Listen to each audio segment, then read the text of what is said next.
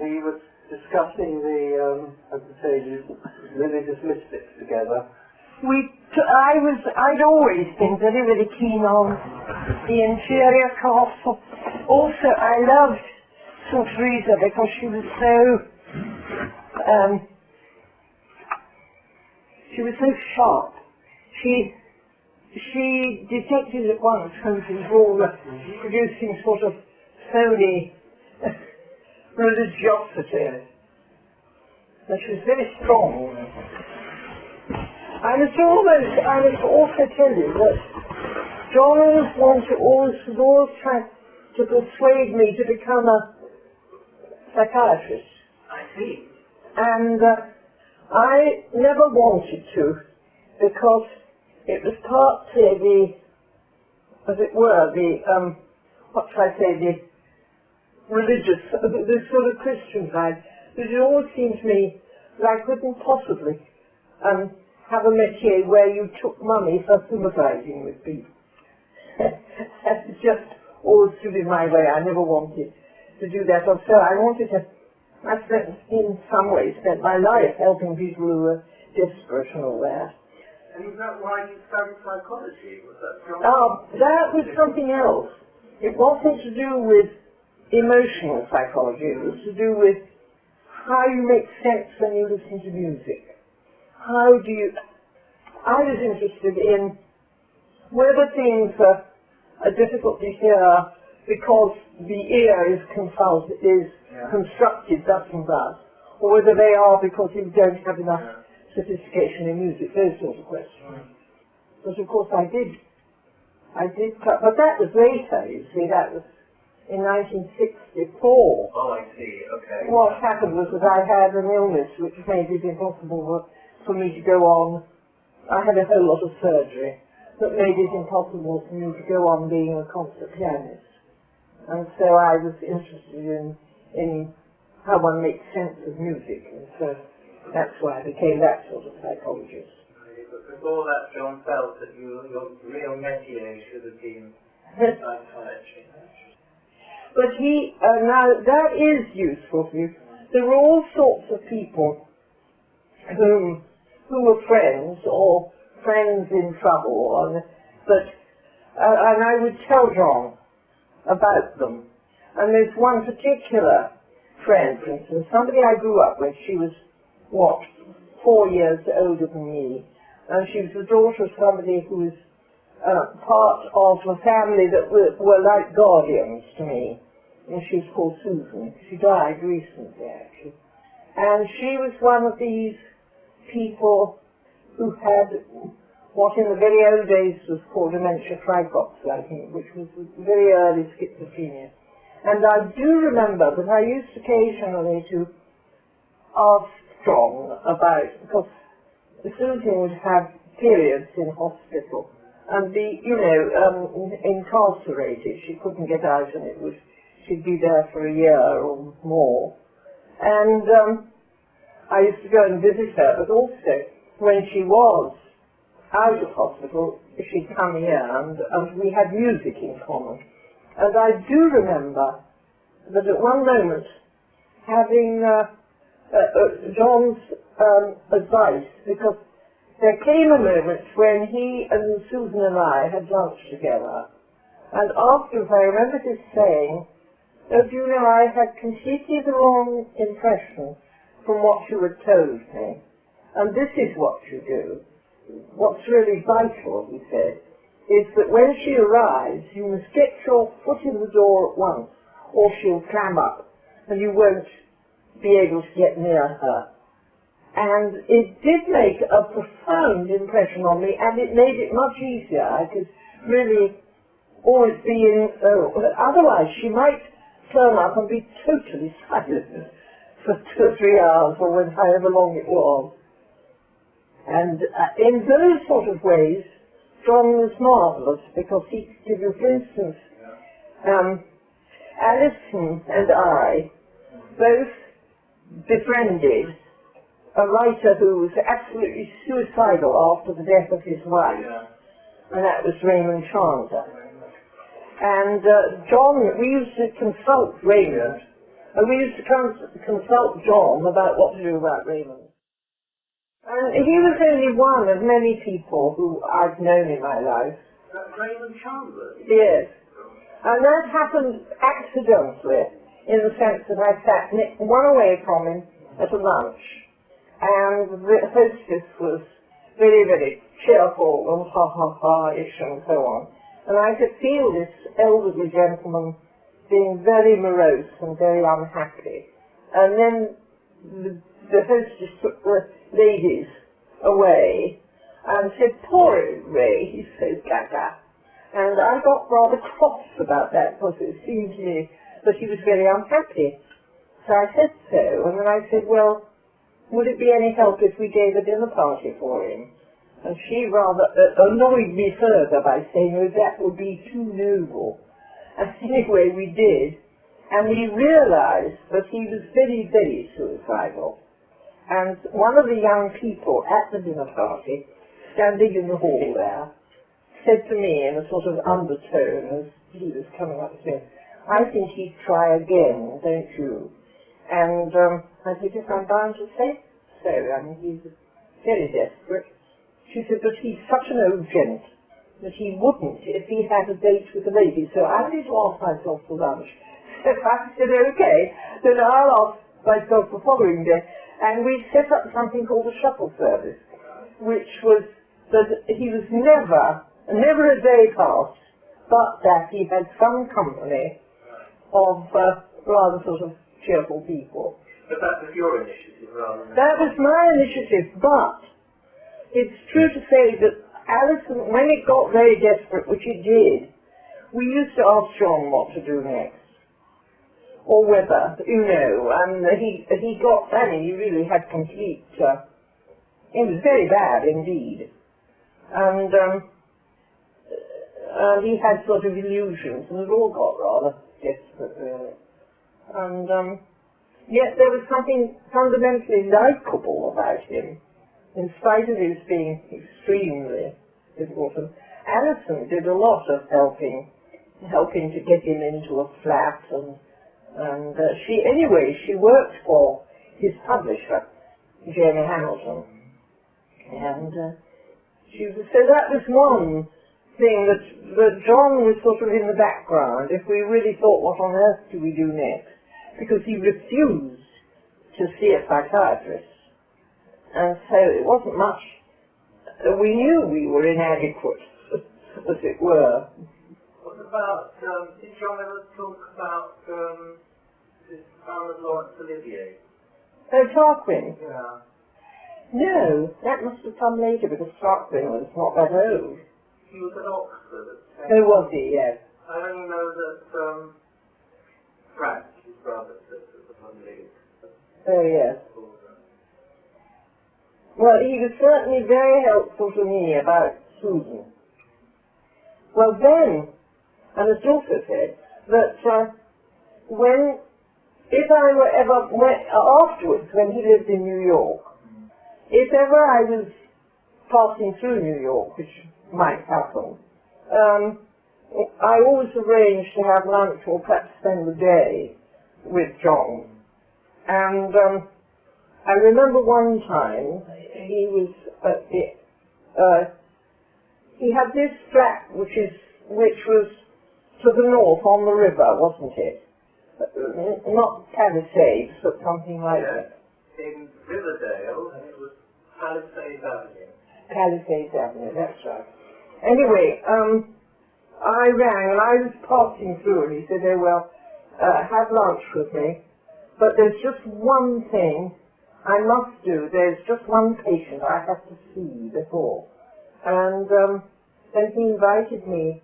So it fell out that the best thing was for me to join up before and to see the patient, to be there with the patient. And the patient was a catatonic schizophrenic. And it was very frightening to me in the sense that I'd never seen somebody in that state before, because I always thought that catatonia was such that people were, as it were, not with you, were retreated.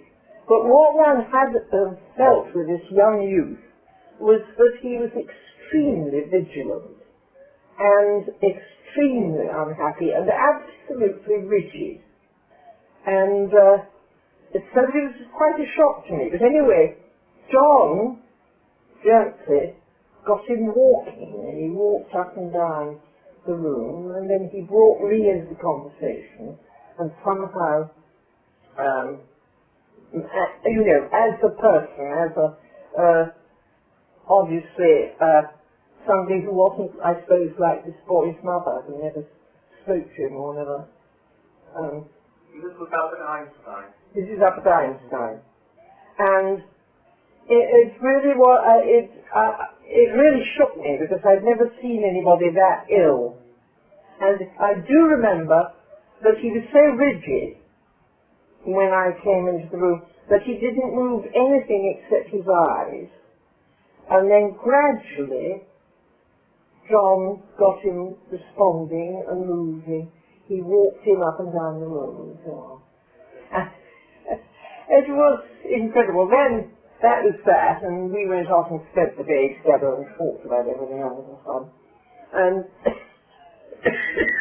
I think this must have been, could have been in 1963 or something like that. And I was on my way to Washington and just staying sort of 3-4 hours in New York. And I remember when I went back through New York again, I said, "How is your patient?" Thinking, you know, dreading the answer. And John said, "Oh, he's working on a farm in Vermont." That must be Spring Lake Ranch. Is that what it is? Yes. I'm the director of it. But it was very like so many things that John did, you know, you were surprised by. I did once go to one of his seminars. Again, we were going to spend the day together, and he said, "Well, come to the seminar," and Milt was in the chair. Was this on hallucination? No, this was just with a patient of John's, who all the doctors were round all the young staff were round the table. Milt, I think, was in the chair, and then John was asked to expound, as it were, about this case, which he did. Then the young patient was brought in, and John just talked to him. And again, that from some sort of very vigilant, defended sort of atmosphere, he got this boy talking, and it was incredible. And I think the students or the young doctors, they were very impressed by John's capacity to get through to people in a perfectly natural way. I know one of John's patients called Barry Bandler, who has written a book. Yes. Which is about psychiatrists. Oh, yes. One of the psychiatrists is St. John the psychiatrist. Mm. And then occasionally he produced friends that he'd like, you know, that he'd like me to become friends with and so on.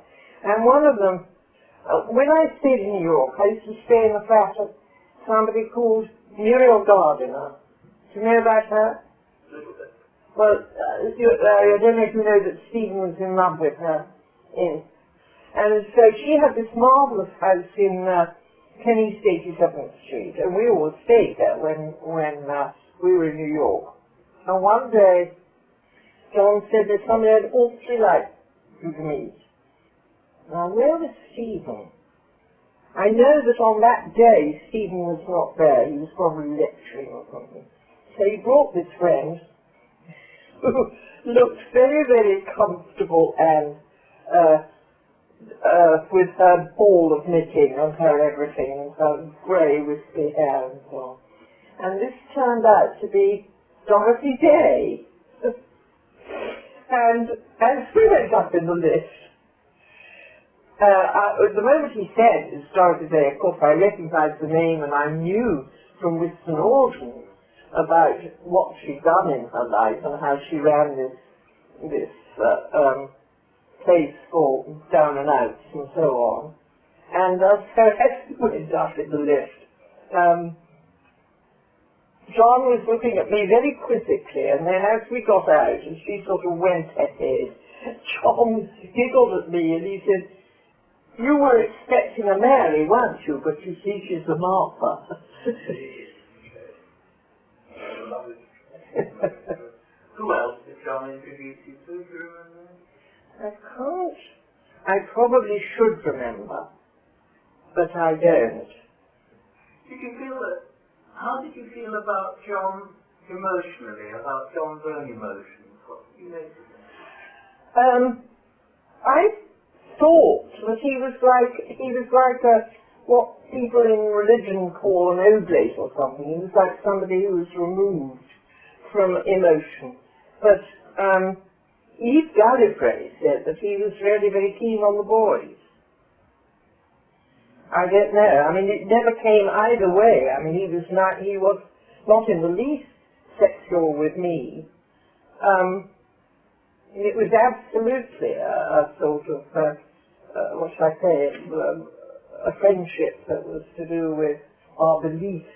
Very like my friendship with Winston. And Winston and I used to sit down in our kitchen and talk a spiritual life or whatever. And I never got the faintest message from either of them of a sort of emotional nature. But they were very good friends. Right. There was a real trust.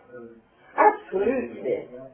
And I rather suspect about Winston, for instance, my sister-in-law Nancy, who first of all was married to Bill Clostream, and when she was giving evidence to John Sutherland, she tried to suggest that Winston made a pass at her. Well, I just don't believe it. I don't believe it about Winston at all, and I wouldn't believe it about John either. Did you ever see, ever hear anything else about John's sexuality? No. No? But I do know something. Winston was tremendously sympathetic to John, and I believe, didn't he speak at the funeral? Yes. But every now and then he used to say that he thought, when John was telling some story or other, he used to say, "Nah, I knew that was John romancing." He used to call it romantic, by which he meant fantasy. Now, I don't know about that, but there certainly were tall stories. But whenever you thought a story was tall, then something even taller would happen in your presence, like the thing about Stephen and John being nearly shot to death by the snowdrops. So he's got the element of a fantasist who's rather dramatizing, and yet the fantasy is very often true. Very often true, or he got to the fundamental. What he was extraordinarily good at was sort of knowing exactly what the one thing was that somebody needed in their life. And it wasn't necessarily a religion, it was just that it did strike one as immensely intuitive, really. Milt must have said that, didn't he? What did Milt tell you about his functioning as a psychiatrist? Okay. Milt felt that John was he said, well, we were like two people. We were like one person. We were like one person. And that Milt was the grounded one, and that John was otherworldly. He was never, he said, if John would cross the street, he would never cross, an adventure would happen to him halfway across the street, he wouldn't cross the street, it was great. And he did say at one stage he was rather self-dramatizing and narcissistic, and Milt knew also had a lot of insight into John's emotional life. You knew a lot about that. Yeah. That's more than I did. John never mentioned marriage, I presume. I think he did say he had been married, but it was a door that was already closed. Would it be? Although his divorce would have only come through... Sorry, I can't hear. His divorce, I think, would only have come through in about 46, 47. Oh, I see. Yeah. When you first met him, you would have been... Estranged but not divorced. Yeah. Yeah. And yet, Bill said, well, I hired him as a poet, and he was someone who was good to have around, and he had this great capacity, just as you said, of dealing with cases which everybody else was busy to deal with, and... Or even not intuitive enough to deal with. That I did feel. I'll tell you another sort of rather funny story. Because just when you thought tall stories happen around John, Steve and I were in Cincinnati, and Milt had been a doctor in Cincinnati. And a party was given by the Gill Beckmans, and I was sitting in a corner with Mrs. Beckman, and I was telling her, you see, we were in Cincinnati in 1953, so I would have known John for a number of years. And I was telling her one or two of the things, I was just telling about what an interesting man he was and what a lot of good he did in the world. And a man sitting right over there came over to me and said, I'm convinced you're talking about John Thompson. And that was Milt Rosenbaum. And you knew Milt already then? Yes. Before John worked with him at Einstein. Amazing. Oh yes, but he was a friend of John's before that. Right. Yes, He'd already worked with him somewhere or other. But you see again, it's like this extraordinary things that happened around John. So did you think he was a lonely person? Yes. But I think that he was, I know it's a hackneyed phrase, but I think he was a dedicated person. I mean, I think that wherever he went, he wanted people to be in a more resolved, in a more fulfilled state. I mean, he was deeply good in that way, I think. I never found love, John. Perhaps he didn't want that sort of love, I don't know. I never thought of him as wanting it. I mean, maybe he'd got a priest's temperament, I don't know. Except priests have a great deal of trouble too, don't they? We now know. But I do think,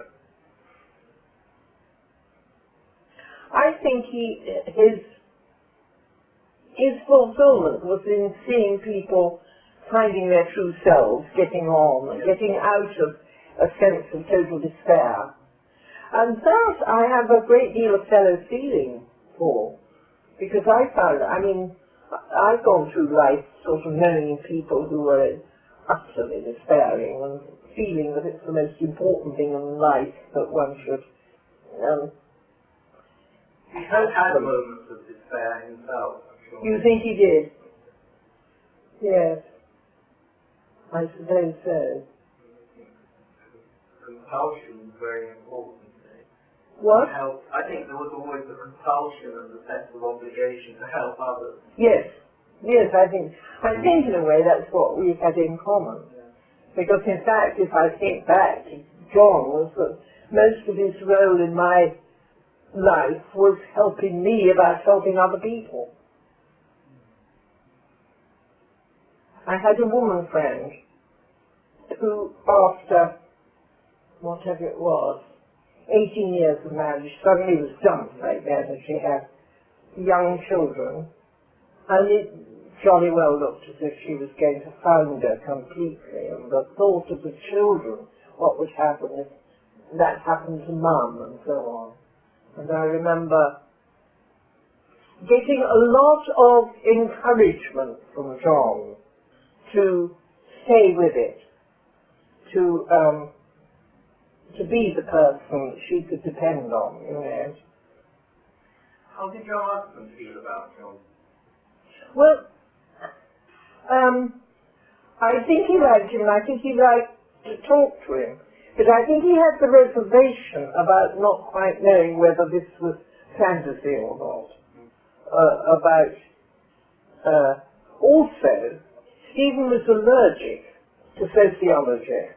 So John could not talk to him on a sort of academic level. The sort of talk he would have had with Mr. Mannheim would have passed Stephen by completely. But John would have respected your husband's literary gifts. Oh yes, I think. I mean, who knows? Perhaps. I mean, you can't really tell if you're a wife because someday, you know, he wouldn't be critical to me about Stephen's literary gifts. And I wonder whether, I mean, so is it fair to say that your husband was perhaps more sceptical about John than you were, or is that not right? I think that it's more that Stephen could be not exactly impatient, but detached from one's putting so much energy into helping people get back from the brink, as it were. Okay, so that's not where your husband found his, I would say, fulfillment in life. Well, in fact, he helped young, talented people. I mean, right from the very first moment that Dylan Thomas appeared on the scene, and Stephen raised a fund for him and got all sorts of people to contribute and so on. And he helped countless people who were talented. He helped countless people to get into print. His bigger involvement was in talent, really. Whereas, and he was very, very good about people who were on the edge. I mean, a poet called Harry Wainwright, who was Scottish, really, but a good poet. And Stephen, so in a way, he was very like John, but the focus of his helping was somehow related to talent. He wanted people to fulfill their talent, and he didn't want them to be conventional any more than you'd have wanted Rambo to be conventional. Did your husband ever ask John for advice about the talent of people he was helping? No, I don't think so. He'd have been far more likely to ask Whiston, because Whiston was a great, I mean, John didn't really know that much about the workings of talent, that sort of talent, I think. Whereas Whiston and Stephen could talk about a character like Harry Wainwright or Sylvia Plath, who they gave a prize to Ted Hughes, but always people who just cropped up, and Stephen was one of the first to help them along their way.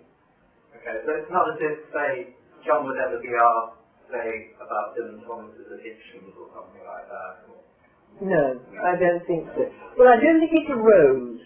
I don't think, I mean, if he had been asked, he would have, it didn't arise. It wasn't somebody that they knew in common, as it were. Right. And, I mean, I've always wondered, well, what did Whiston Auden, what was the basis of the friendship? Was it because John was found information about medicine, or was there or did he advise Auden in some way that he needs John to be sort of... I've never asked myself that question before, but then I think what was the basis of lots of Whiston's friendships? And I think he could certainly help people enormously, but fundamentally Whiston was detached, whereas I don't think John was. I think John had hope invested in the people that he helped. He was always very hopeful, wasn't he? Yes. He was discovering. He wanted people to find as it were, mental health, to put it at its baldest, but really more than that, to find inspiration. Whereas Weston was more like Stephen in that both of them would have been very interested if somebody were talented, but not if somebody were simply unfortunate.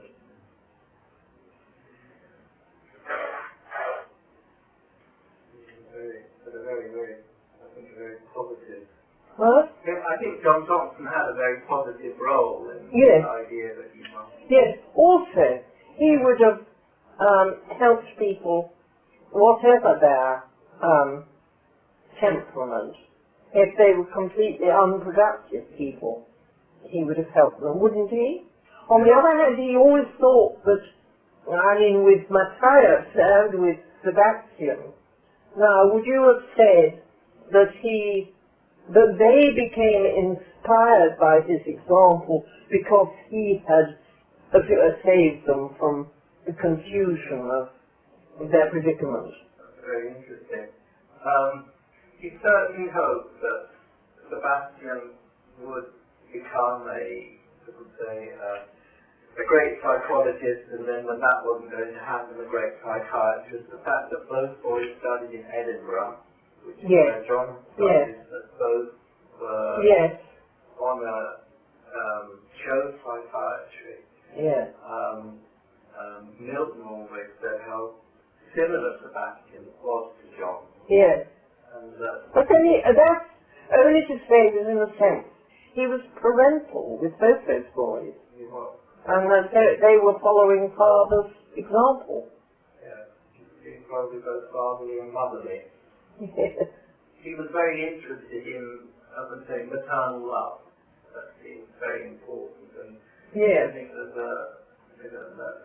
the theological aspect of that is John's devotion to the Virgin Mary. Yes. And tell me again about his trousers, because I've forgotten that. What was his mother's role in his life? Well, the family seems to me, I've spoken to John, I mean, there were 5 children all, and I know Margaret, the sister, and I also met Frank. Yes. Where does John come in the family? He would have been the second born. Now what there was an intense sibling rivalry with the firstborn in the family. Yes. There was much more of it was the classic Eastleigh versus the sporting type. And well, that would have been quite like Stephen. Stephen had an extremely bossy older brother who despised them all and who got away from the inefficiency of the parents by being super efficient and despising all the other children. And so it may be that Stephen's friendship with John had whether it was expressed or not, that they were both second sons, would have given them a fellow feeling. I mean, it was a lifelong sense.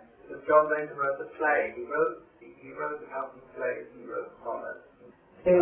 And one of the plays he wrote was about the second born and the competition in love. That happened at high school. And because Mexico was so insecure with the Zapatistas, the parents sent them away to Palo Alto, where the father studied, and they went to high school there. And there was this rivalry in love. The same girl, and the elder brother won. And later, John visited the girl back in Mexico in the 60s, remained very attached to her. But I think that was an enormous rupture that already somehow felt that he hadn't the parental love, the closeness to his parents. He felt that throughout his life, that he never had the closeness with that he was odd man out in the family. And although the mother seems to me incredibly caring and to play music and really engaged with me. And the father as well. I mean, there was never, and they supported. I mean, John writes, oh, he was self-supporting in his studies, but they also supported him because they were very supportive when he was at Stanford University studying. And then I think later, that's something which, I don't know whether John was psychoanalyzed. Yes, I wonder. Is there no record? Didn't Milt know whether he'd been psychoanalyzed? People said various things. It could have been Ernest, perhaps he met Ernest Jones, or it could have been perhaps he even met, later John certainly met Jung. Yes, but we're all talking about famous, and that it rather worries me about John, but he's always a friend with the pinnacle of the profession, whichever the profession might be. And for instance, that reminds me, that story that you said to me at one moment, that he was really the doctor in the cocktail party, in the Theatre. It's, as far as I know, not true, because I've asked Valerie. Valerie was not only his wife and knew everything, and anyway, it's completely ego-involved. She was also his secretary. Tom's secretary. And she looked back for me and she said there's absolutely no trace of, she couldn't find any trace of Tom actually knowing John. There is a, January 1945, John, there is a dedicated copy of the volume of, I think it's Little Gidding, with the dedication to John Thompson. Oh, yes. From Yes. So there was, well, I mean, that yes. is Yes. But you see, Valerie says, because I really went into this with Valerie, and she said, you know, there are many, many other, for instance, Charles Williams. She said she always thought that, what's he called, O'Reilly? What's he called? One-Eyed Riley, isn't it? Yes. But it's Charles Williams. But she certainly couldn't find anything in the record. Now, 1945, it's true that 1945 she was not yet his secretary, I think. But there must have been some... He died in, let's see, work backwards. He died in 65, January 65.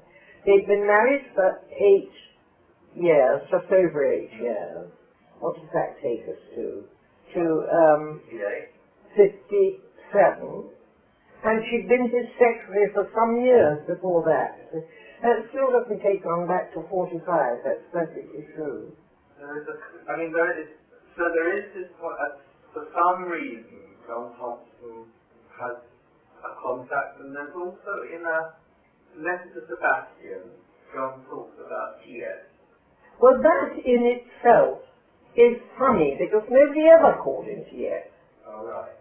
I mean, we all called, I well remember when I first met him, which was 1941, early in 1941. I mean, I didn't dare call him Tom, but in fact, that's what I graduated to, but I don't know anybody who used to call him T.S.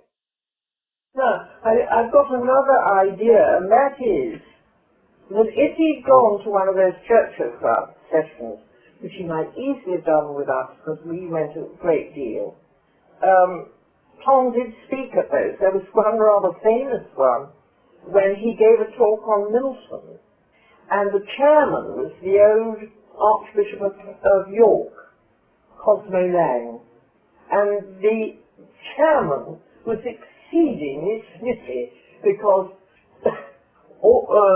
Eliot had been rather anti-Milton and had come around, and so the old Archbishop, as chairman, was rather lofty about it. He'd always thought rather highly of Milton.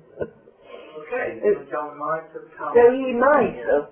Can you follow that up, do you think? He never saw Tom with us, and Tom used to come here. Frank, John's brother, yes. he actually had to write back to someone in Mexico, but to get these books with dedications which John Thompson had. Oh, yes. And one was the dedication written by Auden on the age of anxiety. Oh, yes. Which is written to Malin from the bartender. Yes. So that actually is quite a nice link, because it shows John Thompson as Malin.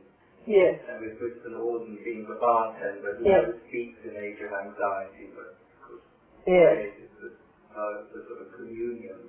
So that, and then there were, I think, a couple of dedicated, certainly from Edith Sitwell. What's the date of that? Oh, you wouldn't know. You'd have to look. You'd have to look. You'd have to look. There's the T.S. Eliot, and also from your...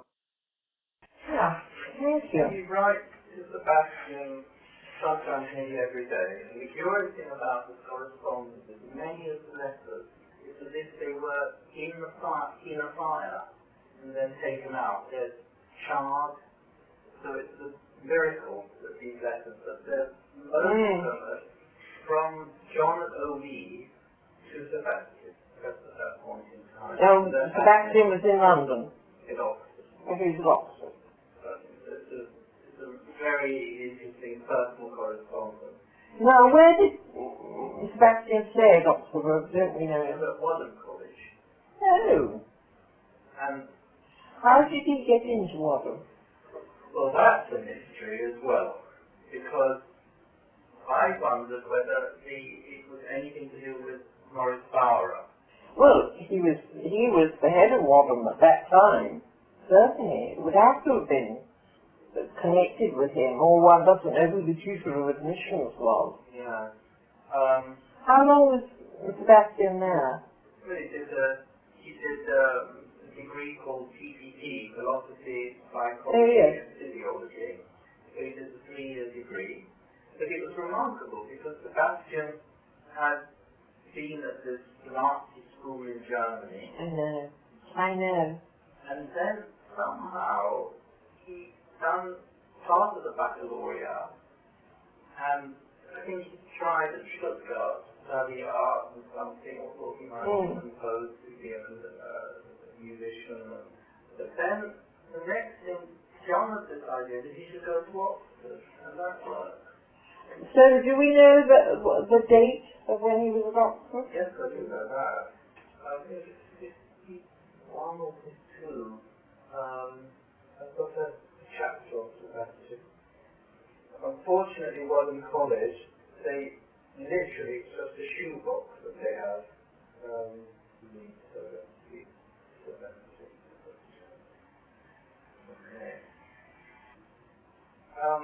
There's also Antonin Besse, October 53. Well, now, I'm going to telephone on 2 codes Dominique de Grunne. He mentioned he was there at Wadham. I had him in the paragraph about Wadham. Oh, had you? Yes, but I think that was just looking at who was there at that time. But I met one French contemporary of Sebastian, who was someone called Bernard Frenkel. Yes. Bernard's father was a lawyer who defended there was a Jewish boy who shot someone at the German legation before the war in Paris. In Paris, yes. And that triggered off the Kristallnacht. And they were then, the family was hunted by the Nazis because he defended. Yes. But Bernard studied at the same time, was on the same staircase as Sebastian. Yes. They used to have tea together and so on. And there was another French scholar there called Francois Brel.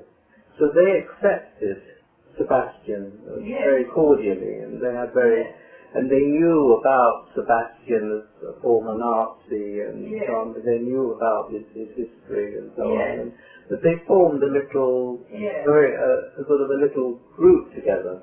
But for some reason, I have other people who were there at that time. And it includes Dominic. It includes, I mean, what I have is that, and there was also a link to this Antonin Besse, who was someone who knew Julian Huxley, who gave the money then for St. Anthony's.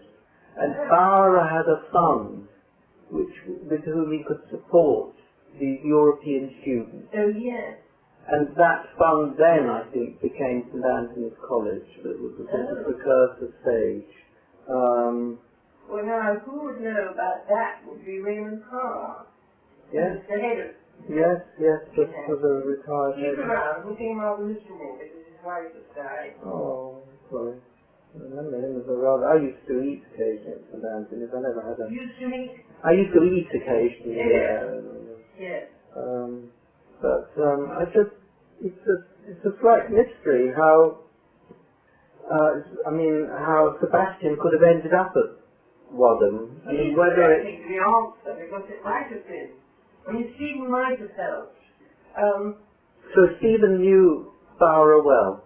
He didn't know, and that somebody has been. Yes, Leslie Mitchell is writing The Life of Bauer. Okay, I know Leslie Mitchell. Well, you get in touch with him, because he will, in the course of doing his biography, will probably have access to all the information about that time at Wadham. And he's at University College. Yes. I've just written to him yesterday. Oh, I see. Okay. Actually, you see. Well, because he asked me about Stephen and Morris. And I don't think Stephen saw an awful lot of Morris, except with Isaiah Berlin.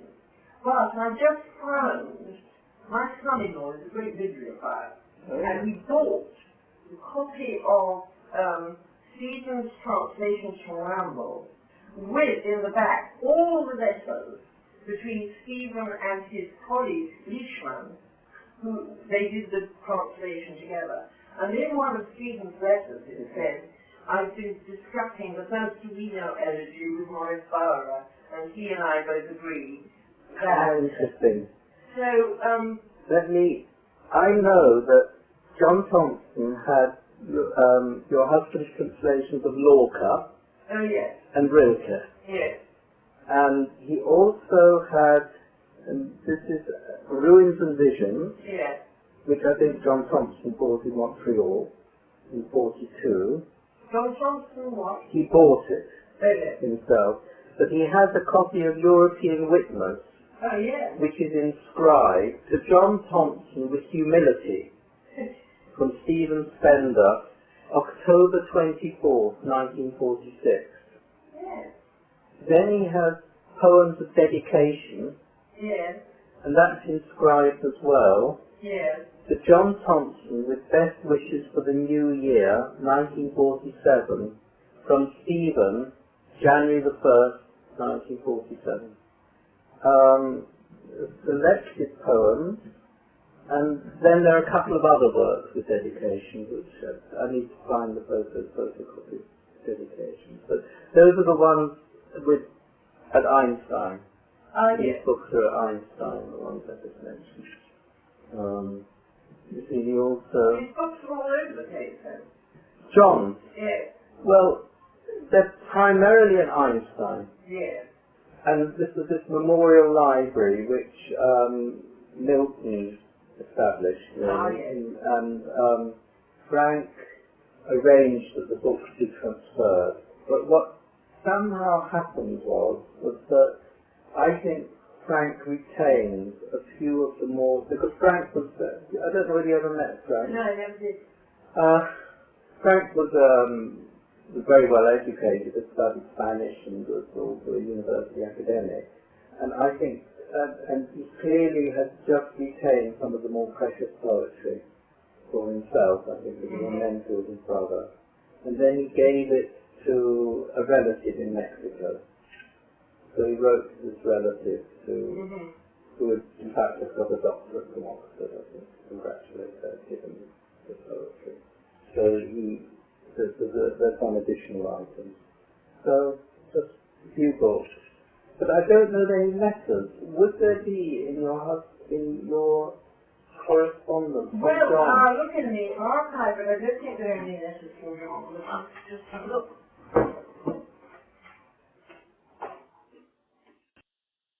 No, that can't be John. Aha! Well, you must get my photocopier working. Yeah. I think that is John, isn't it? Yeah, that's John. Letter paper looks familiar. Yeah. Oh yeah. Yeah, now, I'll read it out. Dear Natasha and Stephen, this is a difficult letter for me to write. It has been a long time, and silence can be interpreted in a variety of ways. I can scarcely give you my... I can't read words. I don't know why. A longer time together in New York. This is 1948. Why I haven't written. I am so deranged. Whatever it may be, it is and that thought. But if you can tell when the thought springs from, I will be glad. What to tell you about... I can't read that word. There's been a terrible state about Germany, but Huxley has saved. Well, you're probably better at his handwriting than I am. Now, this is interesting, because I think that is the Baron, which means that we must have put him in touch with... Gosh. That's a scribbled one. It's deranged. And I have thought with you until the thought thinks I will be glad. Because let me tell you about a terrible state, but let me tell you about being in a terrible state about Germany, but Huxley has said the boy, the little men who attack him, that's the Huxley. Yes. Ask tomorrow I can't hear you. Sorry. Ask thee something with which the attack. Tomorrow I have lunch with him and Monday go back to Berlin. Somehow in the midst of all these, it all seems so trivial. A letter from Dominique has helped no end. The Baron, who could that be? It's Baron Lambert. I'll tell you about that in a moment. The Baron Lambert wrote me that something with Palmer. We'll do that better. Wait a minute. Now, Dominique introduced us that weekend in Switzerland to the Baron Lambert, La Baron Lambert, which is the Belgian branch of the Rothschild family. And they had the biggest bank in Belgium called the Banque Lambert. She lived above it. And she had 3 children. Léon, who became the Baron because she was a widow, and Philippe, who is still alive and lives in Switzerland, and Lucy, her daughter, Dorothy, who died about 15 years ago, I suppose. Now, wait a minute. You had got to... Well, just at the top of the page. The top of page 2. Dominique has helped knowing. The Baron Lambert wrote me that something with Palmer. Now, where is Palmer? It's in the doorway, isn't it? I know. There's something. I know what's that word. Could be a limit, but I'm not sure. But Palmer, I don't understand about Palmer. She had a yacht, but it never went to Palmer. Palmer remains in Germany. Well, Palmer must be a person who was 3 months that her time, or no, it can't be time, was 3 months. I think that must be authorities in Germany require an assurance for 6 months. So, Kalma is a person. Her something with Kalma was 3 months. The should be authority, but it isn't. It's something. It's an official word for something on a passport, probably. In Germany, require an assurance for 6 months. So Kalma remains in Germany.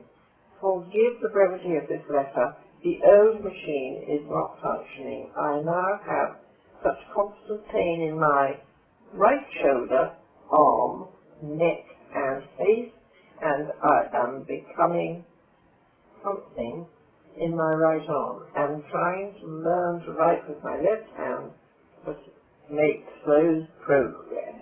Somewhat stupidly, I had imagined this time would be more clearly cut.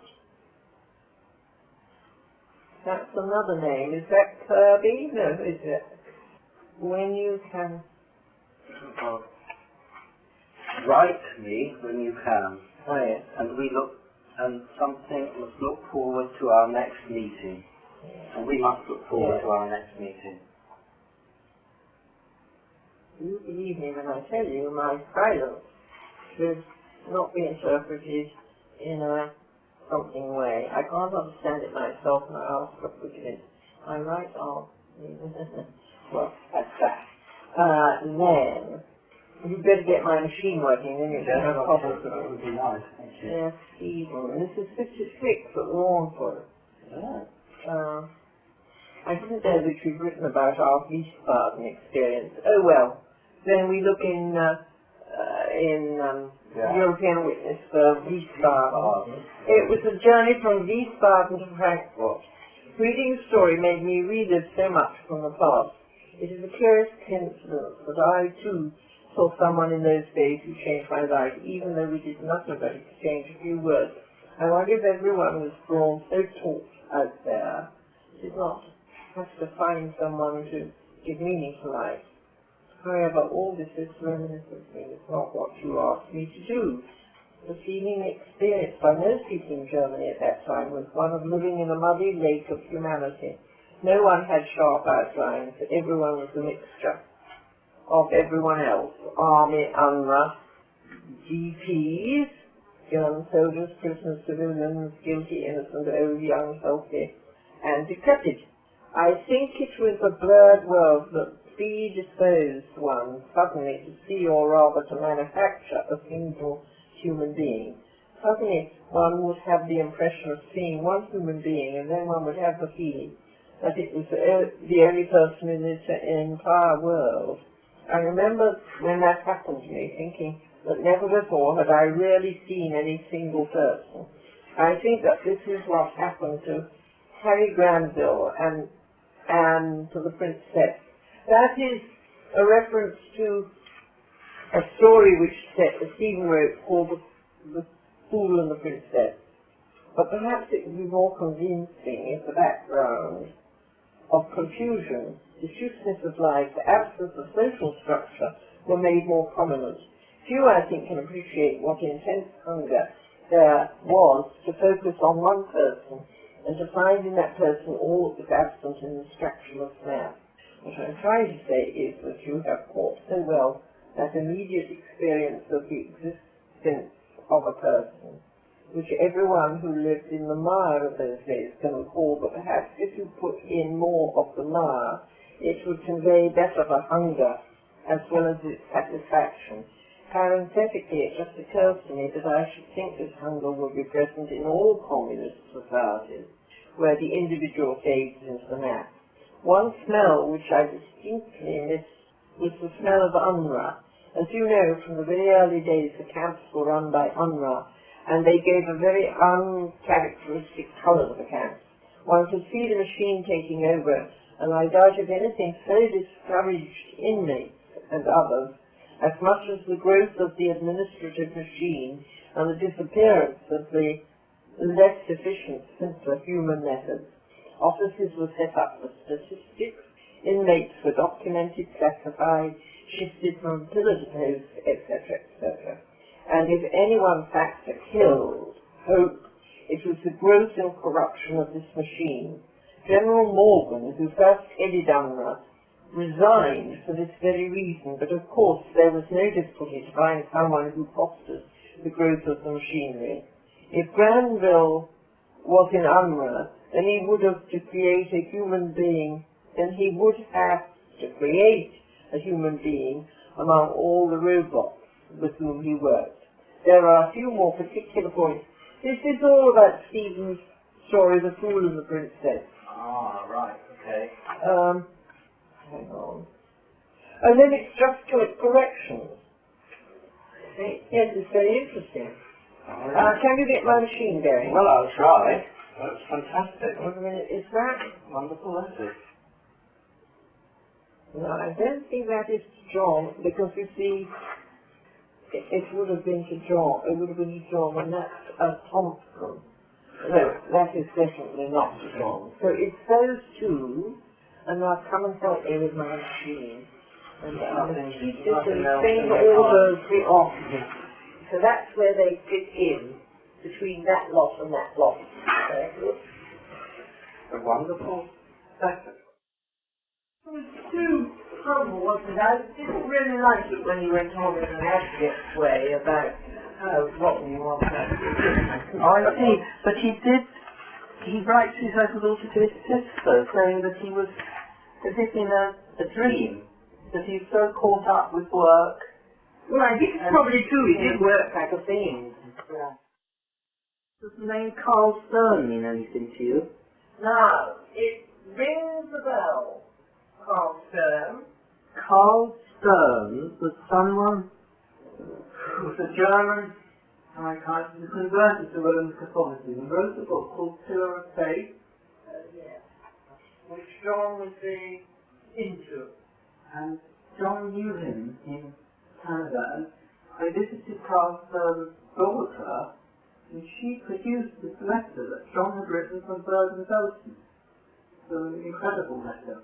Late one night, saying, I'm totally exhausted, but I must, what a struggle this is, but it was, and this was in, the daughter lived in Montreal, and somebody else whom I would see, someone called Howlett, someone called the Canadian officer called Howlett, the Dr. Howlett, John Howlett, and John again was close to the Howlett, so you used to ask them for this and that. Yeah, I've had to, John Thompson didn't keep anything. What? He didn't keep anything. He has no, I think he set those stores out, except for his books. He was not seen on his car in New York. Oh, well, that could have been as well. And it was a very sporty car. And I remember being rather uncomfortable thinking, what on earth does he want that sort of car for? But then I don't have feelings for that car. Yeah. Interesting thing, so that he took the story of your husband, but your husband wouldn't have incorporated any of these criticisms, so I mean they're very pro-textual criticisms. No, I don't know, he might have done. I really want to go through the text. Because if you do me a photograph, I'll be able to, no, because you're taking a photograph. yes. I will have a look at the food. Because you see, he even said, there's a letter C that needs putting in, and so it's as if he's read the proofs. Yes, that's right. And there's someone called Moora. Moora is a character in the book. Oh, I see. I think. And Harry Granville is he's the character as well. He's the hero. Yeah. It's interesting, the comments on UNRWA. What? The comments on UNRWA are very interesting. Yes.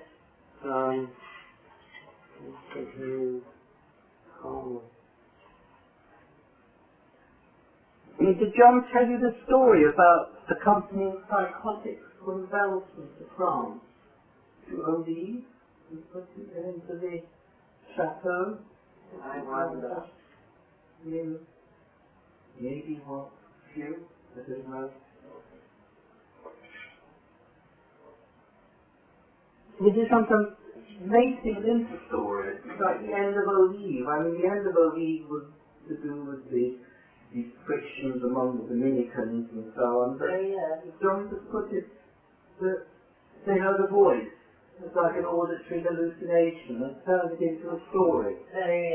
But not a real, it's not real. It was like a parable, a story that he made after it said something about the situation. I'd be very interested to know what you. I'd be interested to know what you make of it, because Renee feels very strongly about the stepmother. For or against?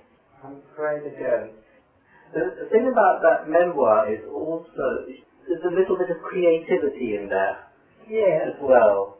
I mean, she's very frank about her own background and her own relations with her birth mother, and then the separation from the birth mother. Well, that must have happened in Cincinnati, didn't it? Or New York, and the decision to, well...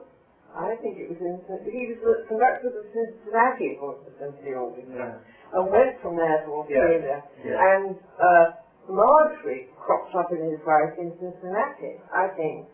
Yeah. But then somehow she felt completely adrift. And I think there's some letters which John writes to Sebastian about Renee's, because John felt very responsible for Renee while she was in Oxford. Yes. About providing for Renee.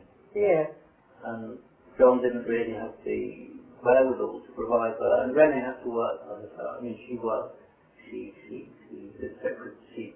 Did she know her? Well, she wouldn't even have been her half sister, would she? If she was not, but what was she called? A charming girl, who also wrote about Goossens. She describes the musical education and... But did John say anything all about this sort of these accusations that were made about sort of pagan, sort of when Goossens got in trouble with the Australian customs? Oh, well, I mean, I knew all about that. What happened? Because funnily enough, Marjorie and Jean were staying at their hotel, I think it's called the Warrington, it's at Warwick Avenue. And we went and dined with them the night before Jean was leaving for Australia. And Marjorie was staying over and was going the next day to Eau Vive. And we all had a very nice dinner, and it was Stephen and me and Antonin Hooker and Jean and Marjorie, 5 of us, and it was all very nice. And then we went up to their room, and then Jean went off and said he'd got to do his packing, and then Alison was leaving. So she said, oh, I'll just go say goodbye to Jean. And then Alison told me afterwards that Jean was standing in the middle of the room looking completely dazed, not getting on very well with his packing. And Marjorie, the following morning, Marjorie went off to Eau Vive, and she was just going into a retreat with the nuns at Eau Vive before she would be received into the Catholic Church. And then Jean went off. Then came all the things about the newspapers and everything. And there was a very good, very nice journalist here called John Pringle, who had been journalist in Australia. Or, for instance, when I was there in 1954, he was a journalist there. And there was something rather odd about Jean and the Catholic Church. And when I talked about that, Jean being arrested and so on, to John Pringle said, who by that time was here, he said, I've heard that the, headlines of the newspaper, the certain newspaper, was set up before the plane had landed. And so there was something very funny about it. They were out to get Gene, and goodness knows why. Why? It couldn't have been political, or Well, left-wing, or... of course, Catholicism can be very political in Australia. It's very odd. Oh. That side of Australia, I don't know. My son-in-law, by the way, is Australian. Yeah. And he's very interested in this story because he knew, he was a student at the time and sort of knew so much about it. It's a celebrated story. People have written plays now and films and all sorts of things about the... Have there? And it's been portrayed primarily as an injustice against that Eugene Goossens was treated too severely because the actual pictures that were discovered were rather harmless. Yes. I would think so too. But that he had, but perhaps they were out to get him. Mm. I think this particular faction in Australia. Mm. And then what happened? Which speaks well for Marjorie.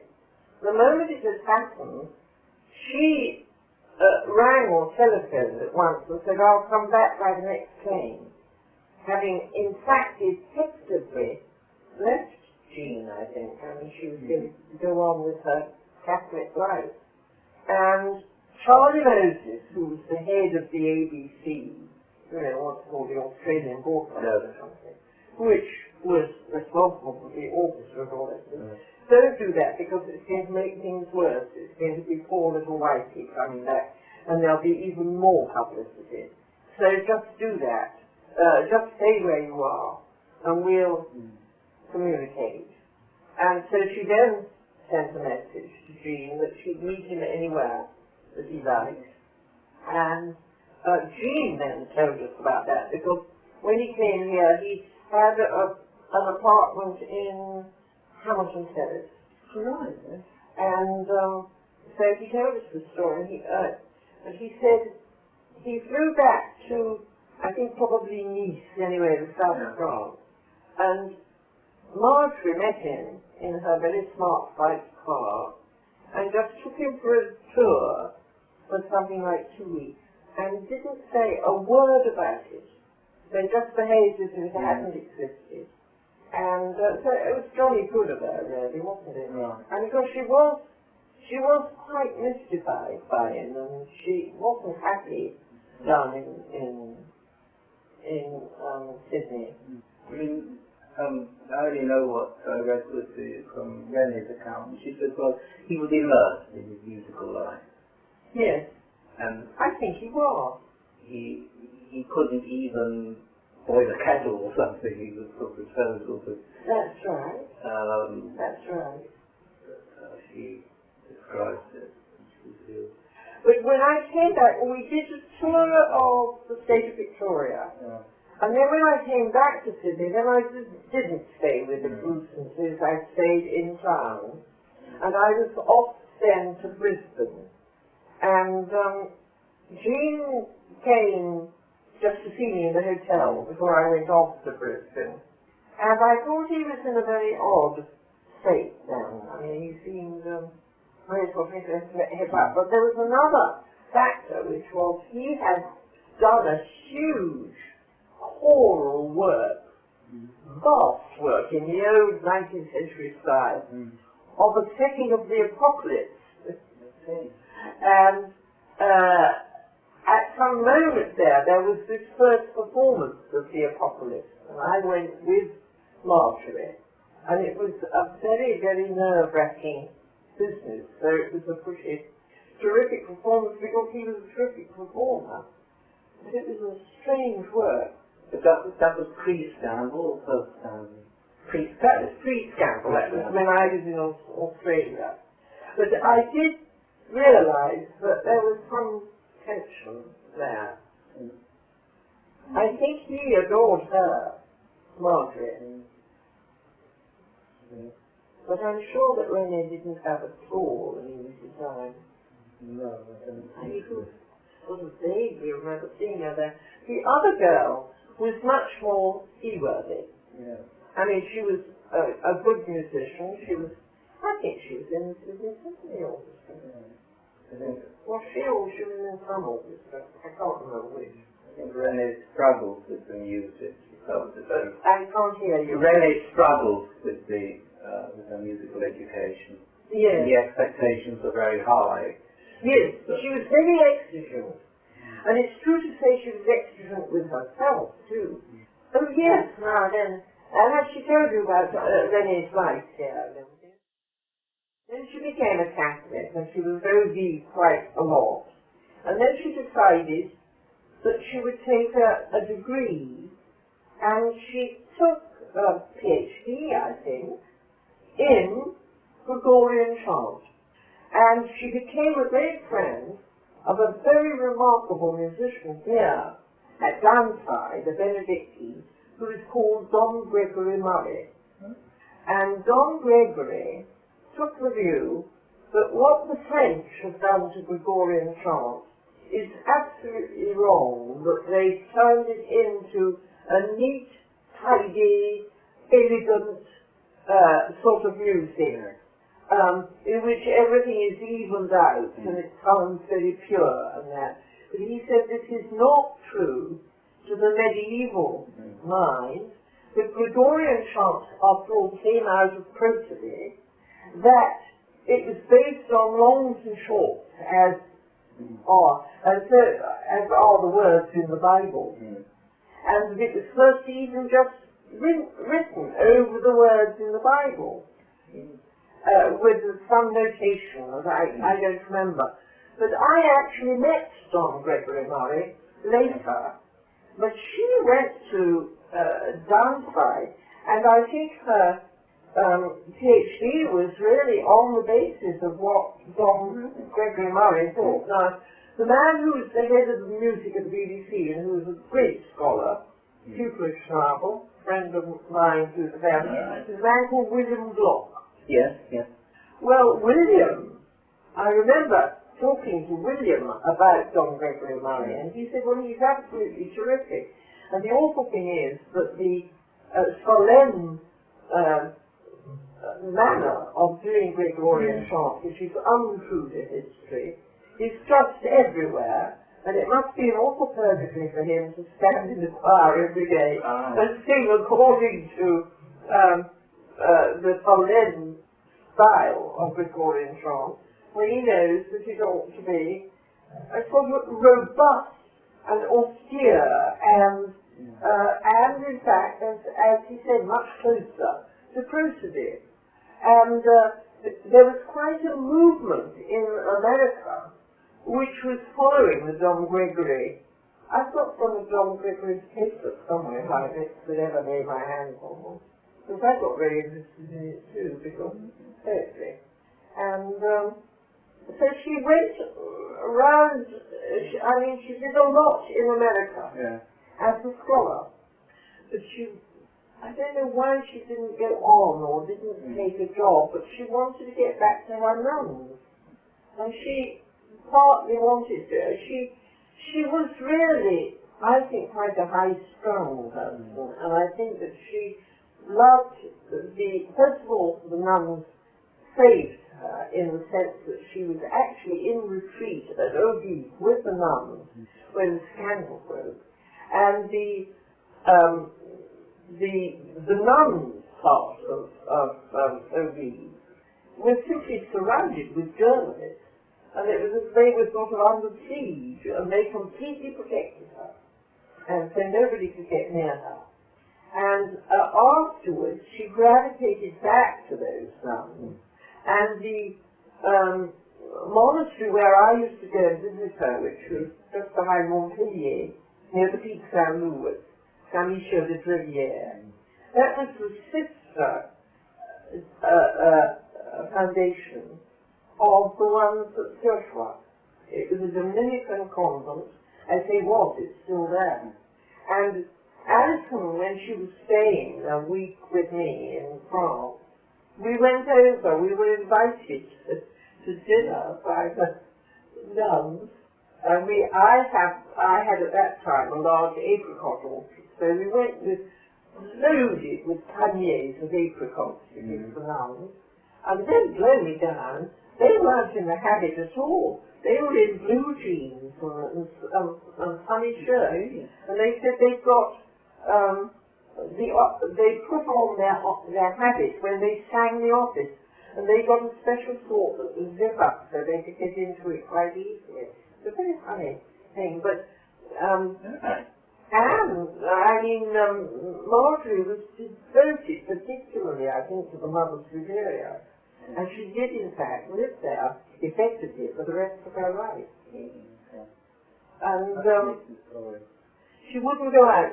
And Alison Alison got a bit impatient with Marjorie because she called her Madame Toujours Malade, because we were always inviting Marjorie over to a meal when she was staying, or when Alison had another friend where she stayed also, a man called Tony Daniels. And whenever Marjorie was invited and she said she'd come, she always sent a telegram saying toujours malade and didn't come. So it's a very strange story. But I think Jean absolutely adored. I think he was absolutely sort of fixated by Marjorie. And Marjorie was rather organised and rather separate, you know. So I do understand about Renee. She did become she learned to stand on her own 2 feet. How is she now? What impression do you have of her now? She is very, I think she's a very impressive person because she's, and in fact it's quite a courageous memoir that she's written about her own life. Very warm-hearted, very proud of her son. She has a son? Yes. Is she married? Oh yes, she married. I think there were a number of marriages. A number of marriages? Yes. Oh yes. 5. Just the 5 marriages? Yes, just the 5. But anyway, she's desperate to go back to Australia, where she does feel very happy in life, and has come to, I think, found a very happy, satisfied, and fulfilled life. And is she with somebody now, or is that? No. So her 5 marriages were all founded? Yes. And I think John Thompson, there was a point in Oxford, and she said, well, John Thompson would have liked her to go to church with her on Sunday. And she said no. So that was sort of a distant thing. He was quite a proselytizer, John. Yeah. In a perfectly nice way. I mean, in a perfectly... I couldn't think of my son-in-law because he always got a sort of turn about him in a perfectly caring way. He was quite a proselytizer. He didn't try and convert you to... He hoped. He didn't try and convert because I think he realized that he had all sorts of ideas. For instance, he had a theory, and I really didn't believe it for a moment, that Whitson had become a Catholic and not told anybody because it would make such a sort of thing that he wanted to keep it quiet. Now, it's true to say that Whitson always said that his idea of the perfect place to live would be a Catholic country and a northern climate, and that's why he settled in Austria, having had a place that he got down in Ischia for many years. As soon as he won a prize and had some money, he bought his house in Austria. But although he although he liked Catholic countries, I don't think he became a Catholic. I really don't. All his great friendships were with non-Catholics. I mean, churchy friendships, like Elizabeth Meyer and Reinhold Niebuhr and so on. I mean, what I find interesting about John Thompson is the way that he is this sort of idea of a Jewish Catholic symbiosis. He's very keen. This is John. This is John Thompson. Yes. Yes, he's very keen on the Jewish. He's very respectful of it. Yes. there is that the two faiths belong together. Yes. Right. Well, he once said to me that, wait a minute, let me get it right, that he lived amongst three, as it were, communities: the communists, the Catholics, and the Jews, and that the Catholics and the communists were both proselytizers, and the Jews were not, and that this was somehow very important. The other thing that he feels is that there is I can say that faith, the body and the mind are very integrated. Oh, well, that is perfectly true, isn't it? And that, I think, he thought was healthy. Actually, you see, I'm not particularly Freudian, but I'm bound to say that the terrific thing about Freud is that in 1896 he published what was it called? He wrote this paper, perhaps it was never published, a project for scientific psychology. And it was neurological, and if one thinks that in 1895, when the entire neurological focus was Pavlovian and so on, I mean, that everything, the whole neurological substrate for the theories, the psychological theories of Pavlov, were really transportable. They were just stimulus response. There was no sort of suggestion that memory came in different strengths, as it were, and that some things were biologically and evolutionarily much more fundamental. But Freud was the one person who saw the subcortical structures as being the most, as it were, mediating the most important things about the survival of the individual and of the species. Things like rage and, satisfying the appetite or keeping the homeostasis of the whole system going. That was Freudian at a time when the other neurologists, they just didn't even begin. And if you think that, I don't know why I'm talking to you like this, you know far more than I do, but if you think that the Pavlovian thing lasted up until about the 40s or 50s, and that people regarded Chomsky as a knight in shining armor for having shot down behaviorism and everything that was based on Pavlovian neurology. It's amazing how long this completely erroneous and Gothic theory lasted, and Freud was just ahead of the whole field in that, I think. I know, that's quite. He really was. But I'm not sure whether there are things I don't buy in Freud, and I can't. For one thing, I can't buy that the whole idea that your dreams, that there's a latent content and a manifest content, and that there is, as it were, a highly organized and alert sensor sitting at your elbow and wrapping up the latent into the manifest. When you know, and you know from research, that the brain is idling over in sleep, and the dream sleep comes when the machine is simply doing any other thing. So the whole idea of I just can't take the theory of dreams, really. Although, once one said that, every now and then one has a deeply Freudian dream exercise. I don't know. I think he's a fascinating subject to do biographical. Yes, because it's very difficult to understand, really, why he turned out the way he did. Except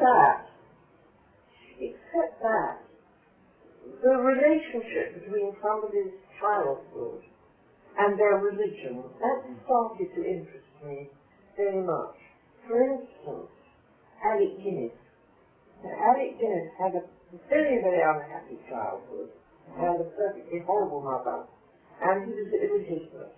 And I knew Alec because we used to run a thing that did programs of poetry and music, and it was started more or less by Peggy Ashcroft and me. I see. And then very quickly we did a concert in Cambridge, and it turned itself into a society called the Apollo Society, and it had 10 founder members, including Stephen and Cecily Lewis and Peggy and Bobby Harris and so on. Why am I telling you all this? Oh yes, because there was one tour we were doing in the Midlands. This was in the war, and it was Alec and Peggy and me, and at the last moment Peggy was ill, and so there was some stand-in came in at the very last minute, who was a sort of relative or an in-law relative of Alec's. But anyway, Alec and I talked quite a lot about our illegitimacy, because my mother had a horrible time, but I never had feelings about illegitimacy. I had feelings about the terrible fight my mother had had to make those ends meet and all that. But I never felt disgraced by illegitimacy. It didn't seem to me that I had anything to do with it. Whereas Alec really resented it bitterly for the whole of his life and never really got it resolved. And I remember on the motoring from one town to the next, when we were giving these readings, he was reading and I was playing the piano, I couldn't understand why he was quite so chippy about it, except that I didn't realise how drunk his mother was all the time. And that comes out literally I didn't know it much later in life. Okay. But I do see that there is some very important link in some cases between your relationship with your parents and your attitude to religion. What I found, because I've now heard a good many sort of life histories of people whom John Thompson helped, he seems to where there is a mother who is competent and caring, he advises the mother. He advises the mother and supports the mother. Yes. So he doesn't feel it's necessary.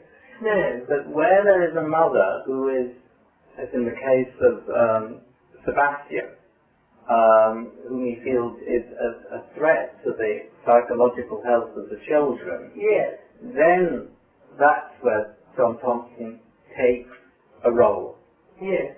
So he doesn't, so I think he's always very... He was very, he knew what he was about. Yeah. It wasn't involuntary, his relationship of his notion of childhood and of religion. So he's not indiscriminate. He doesn't sort of indiscriminately sort of go around just sort of picking up stray adolescents all over the place. It's only this, I think, that this absolute necessity and the closeness to Sebastian was, I think, because the mother was just so impossibly impossible. Now, what about Matthias? But that was such a nightmarish story. And funnily enough, I've got a friend here, Lady Gowrie.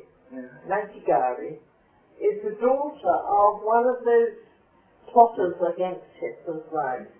It was he called Stauffenberg. And she's daughter of Saxony. And so she has shown me a very great deal. Well, yes, because Julius Leber, the father, was deeply involved, as was the mother as well. The mother was but the father was executed in a most horrible way. Brutally executed. Yes. And was it true that Matthias had to be in the hell when I have not seen that. I have not documented. I can ask the sister, Matthias' sister, who's very open person. Because that's what John used to say at Matthias. And I remember Matthias when he was first at Eau Vive, and he was psychologically a treasure case. He felt deeply the as one would, that the father was brutally. He was the father was very brutally treated and brutally executed. But he must, in maturity, have seen his father as most people saw him as a hero. I mean, all those people, like Adam von Frott, we all knew Adam von Frott there before the war. When I say we, I didn't actually know the senior in the doctor. He's a great friend of Isaiah Berlin. Had a long affair with somebody called Sheila Grant-Duff. And, I mean, afterwards there was no question that people just thought they were absolutely wonderful, those people. Yes, no, there was never any criticism of the father. There was a problem with the mother in that he felt stifled by his mother. He felt stifled. Stifled by his mother. Yes, because he felt that she didn't allow him the personal freedom and the heir to the independence that she would have liked. So it was as if in the other... That is the endemic situation of women who are left. It's only what happens. Did he have brothers and sisters? Yes, he had the one sister. I've seen it, haven't you? I've seen it over and over again, even with divorce, that when a woman is left, she turns her oldest son into, quote, the man in her life. And she leans on him so heavily, and he has to be, as it were, almost a courtier. Well, Matthias clearly was distancing himself, and yes, I think that... He would have had to. I think that, unfortunately, John would have liked him to have remained in Britain, but he went back to Germany. I know. And then... That was a recipe for depression, wasn't it? I mean, how could he have done? And he just fell to pieces in terms of his own character. There the other problem, that the family felt that John Thompson offered to analyse him, and he wanted to be analysed by John, and then John wouldn't analyse him. Why would he not analyse him? Did he give a reason? Well, that doesn't emerge, but the only thing is that if you know someone as well as he knew Matthias, then that's true. It would not have been a problem. No, and not only that, but you already have a pre-existing, as it were, parental relationship, which doesn't work in analysis, does it? I mean, the whole business of the transference would have been complicated to say the least, wouldn't it? Yeah. So that was, that's something, and that would have been 62, I think that's something that would have shocked John when he was in New York. Yeah.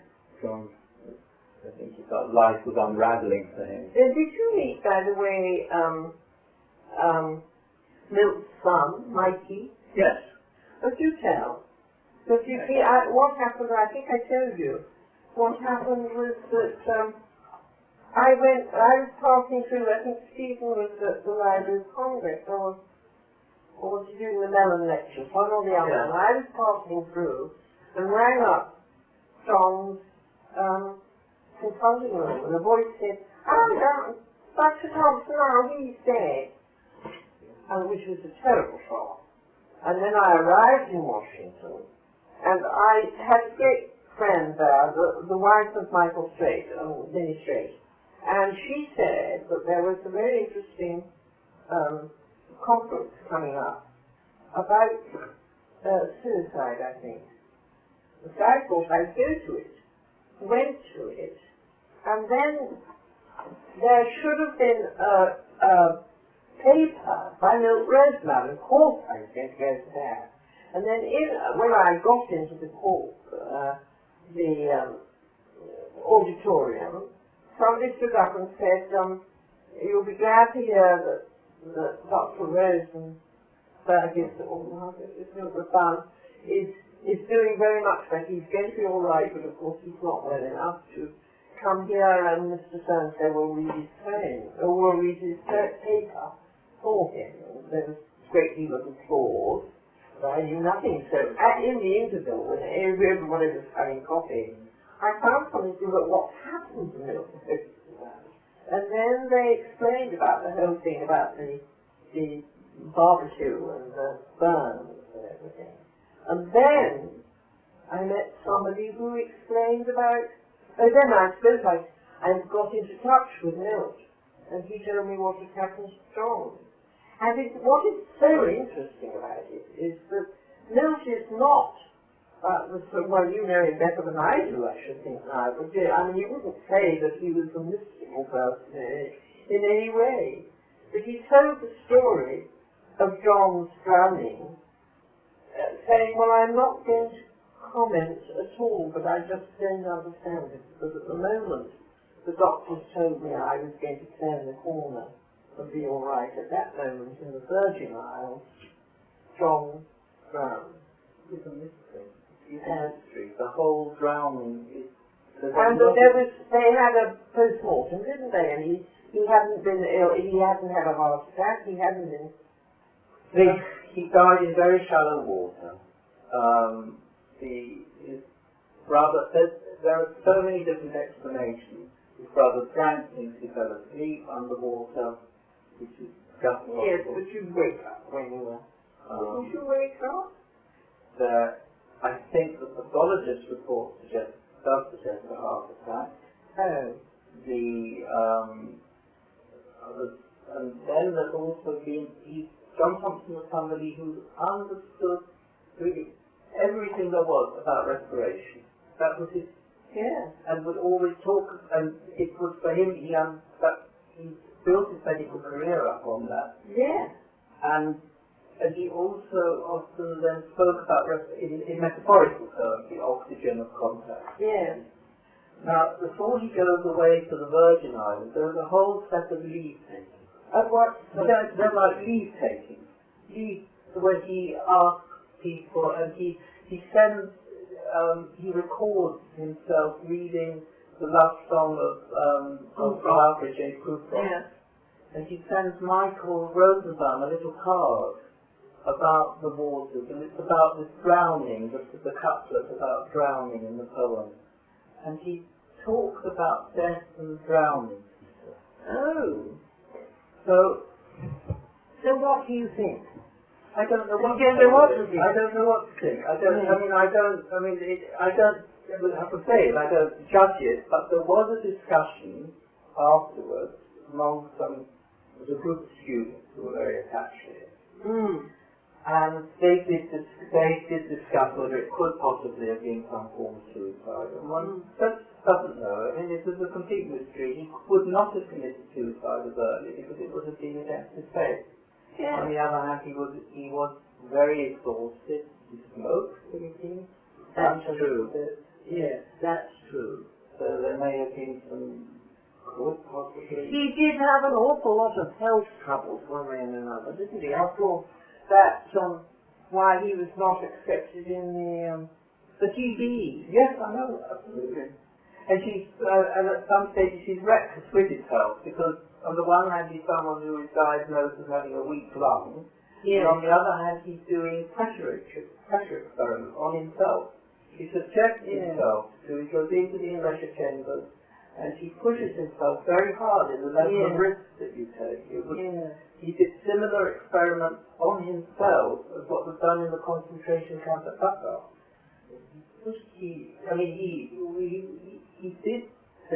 He worked very long hours during the war, doing dangerous work, going on missions. So one can't. It's funny in life because there are points where one feels where he really is reckless, and then he doesn't say anything about that. No. And he makes it the most troll story. Now, do you have a lot of evidence about the work that he did about the Nuremberg trial? Yes. That was the core, that's where I came in to this story. And again, that was something which there would never have been a Nuremberg medical trial if it hadn't been for John Thompson saying there is a form of atrocity which is what he called a medical war crime. A medical war crime. Oh yes, That's his phrase. yes. And in November 1945, he starts a campaign with the war crimes authorities and the scientists, the medical intelligence authorities, saying that our medical war crimes, something must be done about it. How brilliant, yes. And he convenes a meeting in Wiesbaden in the spring of 46, and he collects an enormous amount of evidence. And that evidence was then the basis of the Nuremberg doctor's trial. And out of that, and during the trial he's there, he's having discussions with people, and he says there must be an ethical analysis. Because if nothing is done, modern medical research will cause such atrocities to repeat themselves. Because it is so easy for doctors who are pressing at the limits of what you can do to take advantage of patients. So he says something must be done, and there must be a landmark. Well, at the end of the trial there was this idea of informed consent, which is terribly important, which is everywhere in medicine today. And he was important. He was the pioneer who put that on the agenda. Yes. And it's so interesting because he takes these ideas and he's also in touch with the Catholic Church about it. He's a canon law expert and so on. But he has already himself, he will only do experiments on himself. He doesn't do animal experiments. That's unreasonable, he says. So he knows the risks, and he knows how easy it is just to say, okay, we'll take prisoners, or to take advantage of people. He feels it's necessary to do this research on humans. You don't take advantage of that. Exactly. So he's very impressive, isn't it? At that time it's very impressive, when nobody else was really... Well, and then, did he ever tell you that, I'm changing the subject a bit, did he ever tell you a story about the American soldier who shot a German dead? No. And when he told me that, at the time, there was German, sort of, on the whole, elderly German, anyway, middle-aged, who didn't respond to the challenge of the American GI, who repeated his challenge twice, I think. And I can't remember whether it was that the man was slightly deaf or something. But the soldier shot him dead. And that was all right, and that was all right with his superiors, as you can imagine, and so on. And John told me that he took this man out to dinner every day and talked about it until he got the man to see what he'd done. And I remember, now you see, I can't remember the details, but he did tell me quite a lot of details. I mean, his whole thesis was that sort of bestiality can happen to anybody, just confined to the Germans. Yes. Yes. He saw the risks. He saw how easy it is for it. And we can see it right now, can't we? I mean, what's happening right now in various corners of the world. I agree with you.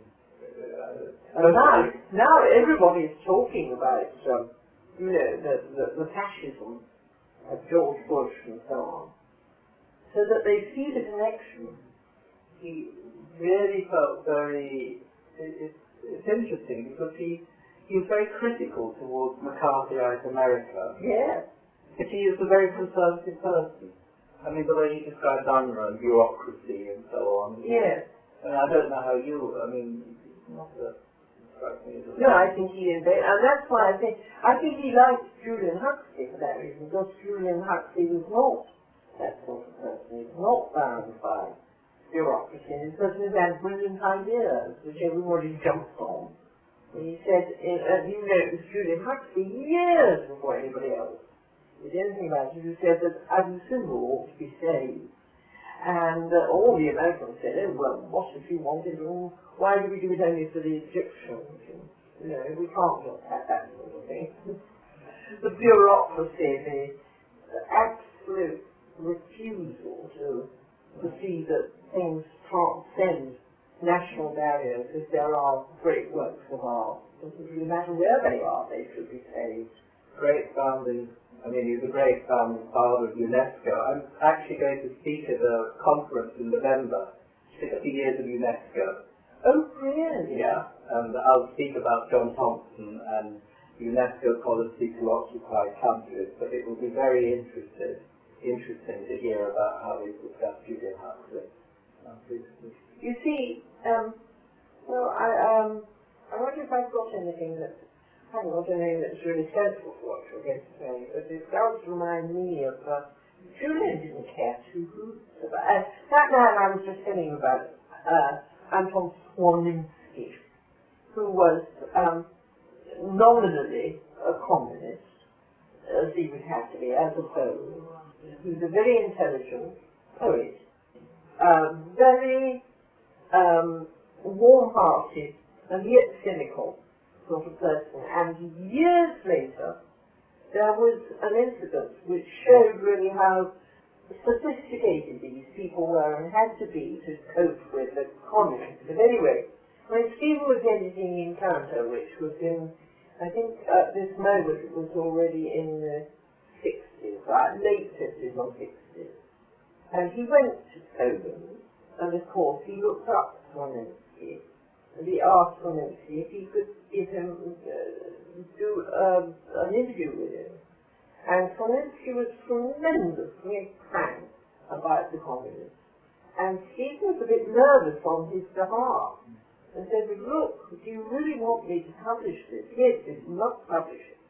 And that was that. So Stephen was convinced and published it. At which point there was a diatribe from Swarninski about the rottenness of Encounter for publishing this Encounter, this interview, and he wasn't going to, wasn't faithful to him and so on. So Stephen was terribly upset and got a message through to Swarninski and said, look, I am terribly upset, and we'll clear a space in the magazine so that you can answer in absolute detail, as much room as you like, but you must add it. That came a message from Swarninski. Dear Stephen, I was delighted with the article. And what he was really doing was drawing the attention of everybody. Amazing. Okay. Okay, no, that's an interesting story. John Thompson never did anything with Encounter, or? No, he didn't. I'm not sure. I never saw any of his writings, really. Did he publish? Well, no, he only one poem was ever published. But what about his technical writings? Yes, there are, in fact, a lot. Far more than I realized. I've really... the time he was in Harvard, he must have done, I don't know, perhaps 10 papers, something like that, and all about breathing, these respiration experiments. And one is really interesting. One, he goes into the pressure chamber and keeps a diary. Okay. And it's all about how he was trying to induce schizophrenic symptoms into himself. And he was great. Of course, he was long before R.D. Laing. He was doing exactly that, wasn't he? Getting people really to listen to what people who were said to be mad were saying, and to make sense of it, because it was sensible. You're right. He met Laing. Yes, I knew he met Laing.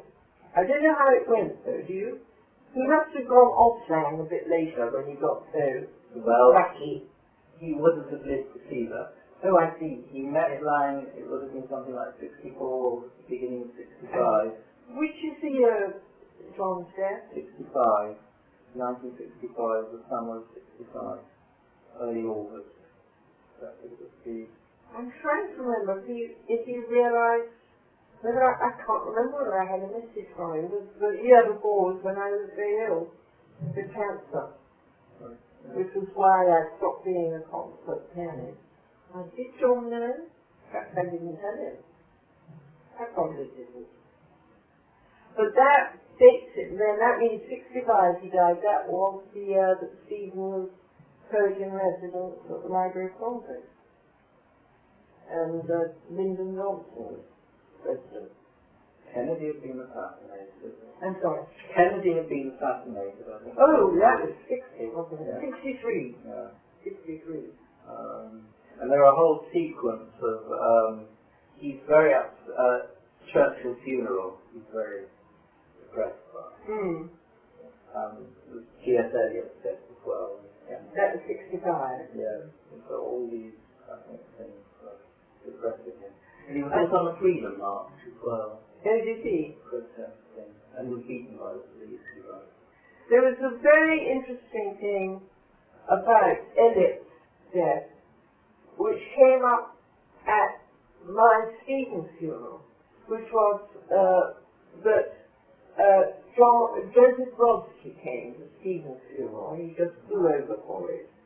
And he told me that he reminded Valerie Elliot, who was at Stephen's funeral, about how the newspapers, that he knew the story and she remembered it too, that the newspapers had asked Whitson, whilst Eliot was alive but dying, to write an obituary, and he said he couldn't possibly do it while somebody was still alive. And then the newspaper said, well, if we don't get you, we'll get so-and-so. Or, you know, somebody quite third rate and say he thought, oh, I have to. In that case, I have to. So he did do his obituary of Eliot. But then the first time he saw Valerie, he apologized to her for having written it during Eliot's lifetime, which I thought was very touching. And Joseph Brodsky reminded Valerie of that, and she remembered it too. It's rather a touching story, I guess. But it's very touching that the Ray Whitson also spoke at John Thompson's memorial. Is there a script of it? I have a recording. Oh, you have a recording? Which is a recording of the memorial. What? I can copy it and send it to you. I would love that, yes. It's a very impressive occasion. I thought, what happened is that at the, it was very difficult to locate, but talking to his students, it emerged that John Thompson knew someone in New York called Tony Schwartz, who was a sound recording person. Oh, yes. And John used to make recordings. Oh, yes. And Tony Schwartz recorded the memorial and has made other recordings of John. Oh, how wonderful. And that John had also recorded these freedoms. Yeah. Gosh, it's going to be a terrific story, your book, isn't it? I hope so. So I can gladly send you a tape with perhaps with John reading praecox. Yeah. It was his tape that he sent to certain people as his... And Whitson's eulogy. Speaking his eulogy as Milton, Whitson, and a number of other close friends of his, and it was very... Why didn't I know about it? When did it happen? It was, I think, July 66. It was only a year later. Yeah. Milton had to recover. Yeah. But anyway, you know, we've never had money to sort of cross the Atlantic for an event like that, much as we loved Strong. If you knew about IT from the phone, from ringing. I'm sorry. You knew from ringing the surgery, you knew from ringing Yes, John's office. and that was a great shock, and then I didn't know how to find out more. And then I found out more at this conference on Sorry, that was a shock. What a shock. Running that way. Which Billy Straight told me was happening. Otherwise I wouldn't have known. It was happening in Washington. You've been wonderful. Marvellous. Your memory and your recollections, fantastic. I'm so grateful. I think you've opened so many doors to me in terms of, I can say, the significance of John's life. So fantastic. I'm very, very grateful. So what I'll do, I'll make a subscription. Yeah. And then you can see what it, and then I'd be very grateful. Oh, that'd be wonderful. For any additions of any corrections. Yes. It's very important, I agree. Yes. Wow. Because I sometimes find things out subsequently. But I did about this Raymond Chandler thing, and what happened was a very stupid first biography came out, which was nothing near the truth of the situation. And I wrote a piece just about Raymond and the 4 years of widower. But he was the sort of alcoholic who led a fantasy life. And I was not as beady-eyed as Alison was. I mean, Alison was knew at once if Raymond was sort of just producing a fantasy. But I thought I was pretty good all the same. And yet, there's an incident in that, it's in the article that I wrote, in which we were staying at Palm Springs, and my great friend I've been staying with in Los Angeles, called Evelyn Hooker, who is the research psychologist, and who's great friend of Auden and Dishwood. Right, that's why I know the name. I've gone to stay, possibly a week, I don't know, with Raymond to get him on. And after 2 days, Evelyn's lovely husband died of a heart attack. And I was longing to go back to him, to her at once. Evelyn Hooker. Now, I know why I know Evelyn Hooker. There is a John Thompson story. Who is there? Now, let me tell you the story. Yes. A novel came out called City of Night. And that novel is about a homosexual hustler. It's by someone called John Ritchie. What? It's by someone called John Ritchie. Oh, yes. And the novel would have appeared about 63, 64. Now, John had a couple of friends. One was Floriano Becci and Richard Miller. Floriano, they were partners. Partners of what? They were gay. Oh, they're gay, I see. Yeah. But John was being looked after them in some way. The name Richard Miller rings a faint bell, but I don't know why. And they bring this book to John's attention. And then John goes to Evelyn Hooker, who has done some study on homosexuality. Yes, exactly. Asks her for the address of John Ritchie. Next thing he does is to invite John Ritchie to Riverdale.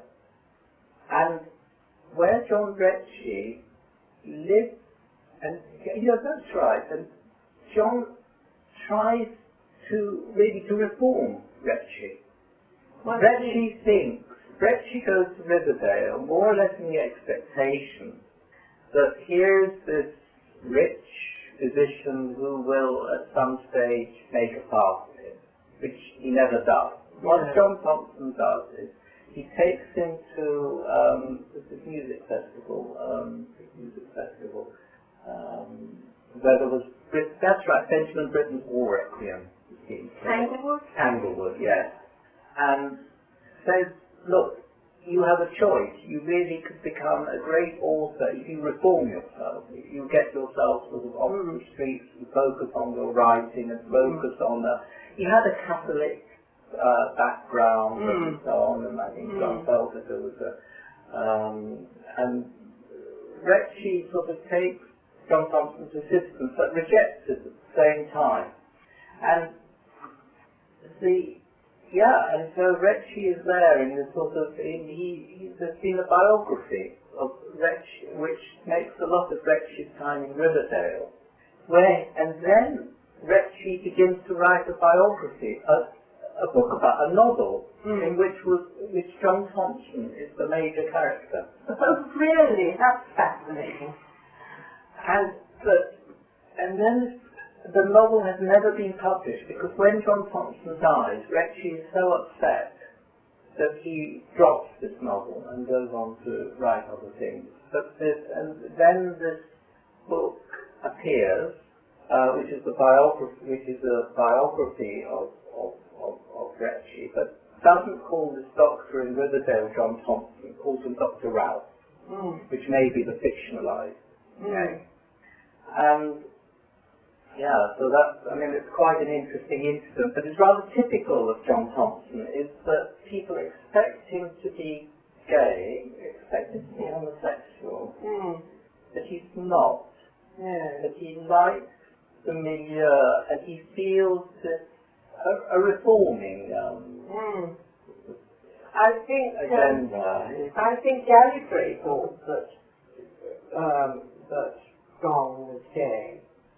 But I think John was just, because he saw it as a gay club. Yeah. But I think John was just doing his field work. I like Evelyn. I will tell you more about Evelyn. Evelyn was brought into our life by Christopher Schwartz, and she was a research psychologist who,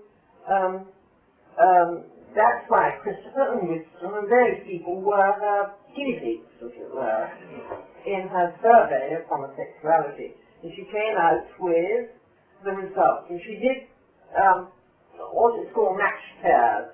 You know, the experimental thing that you take one gay and one straight who are matched in every other particular, I mean, age, social, media, money, whatever, you know, sporting, so on. And you do the same barrel of tests on both. Mostly the Rorschach test, but a lot of other tests too. And you then come up with saying, is there any difference? And aside from the actual sexual orientation, she came up with the answer is no difference at all. It's just sexual orientation, but in other ways they are comparable in every way. And she came into our life because of this, because both Winston and Christopher had served in her things. And she became a great friend of Alison and me.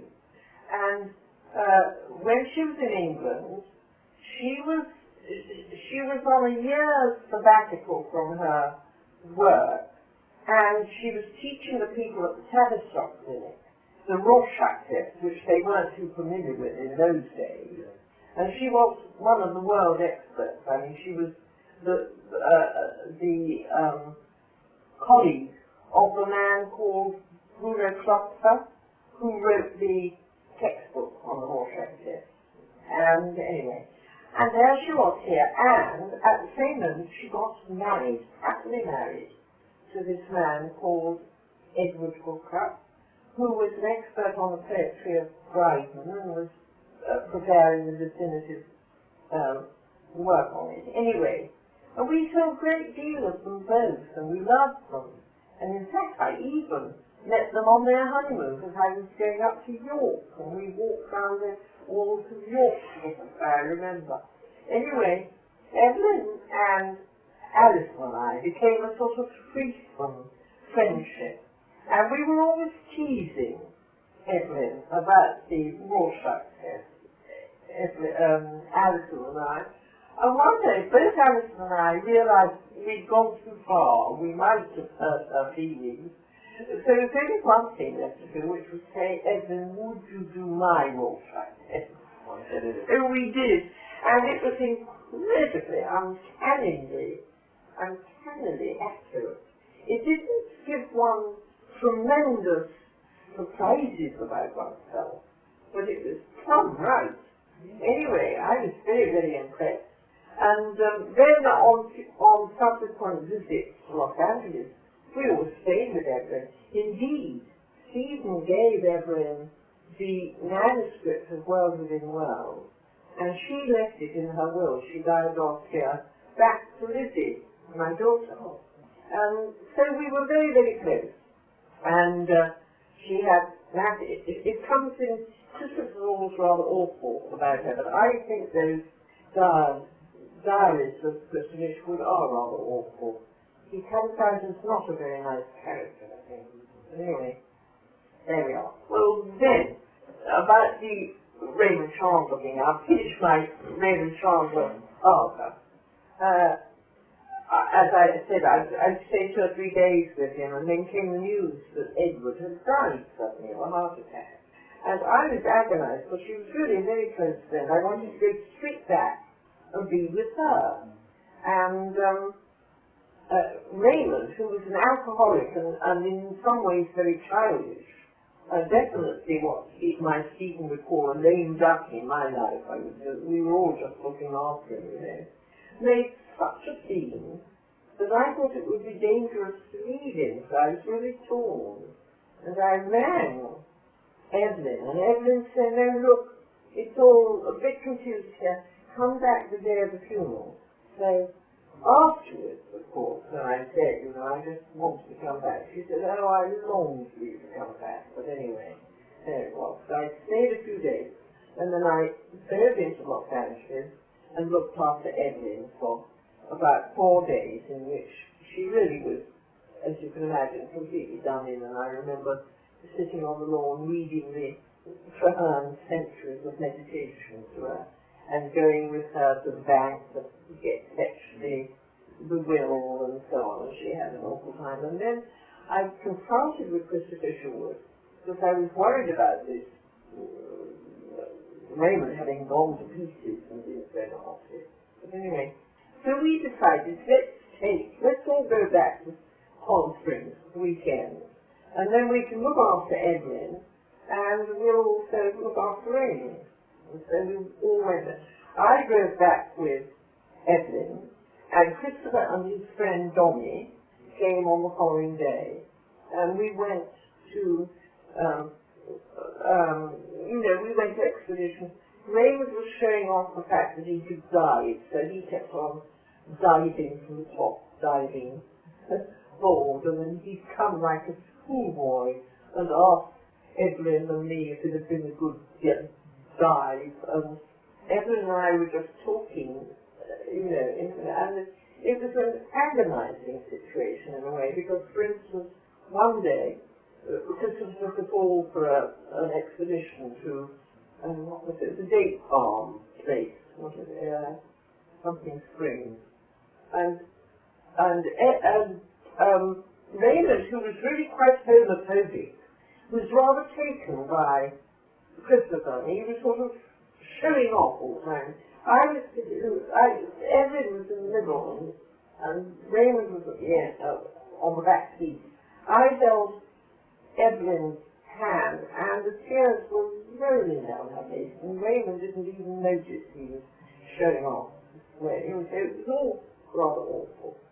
Anyway, when it came, Evelyn stayed a few days after Christopher and Ronnie had gone back, and then it was time for Evelyn and me to go, and again, Raymond made such a scene, and he was so,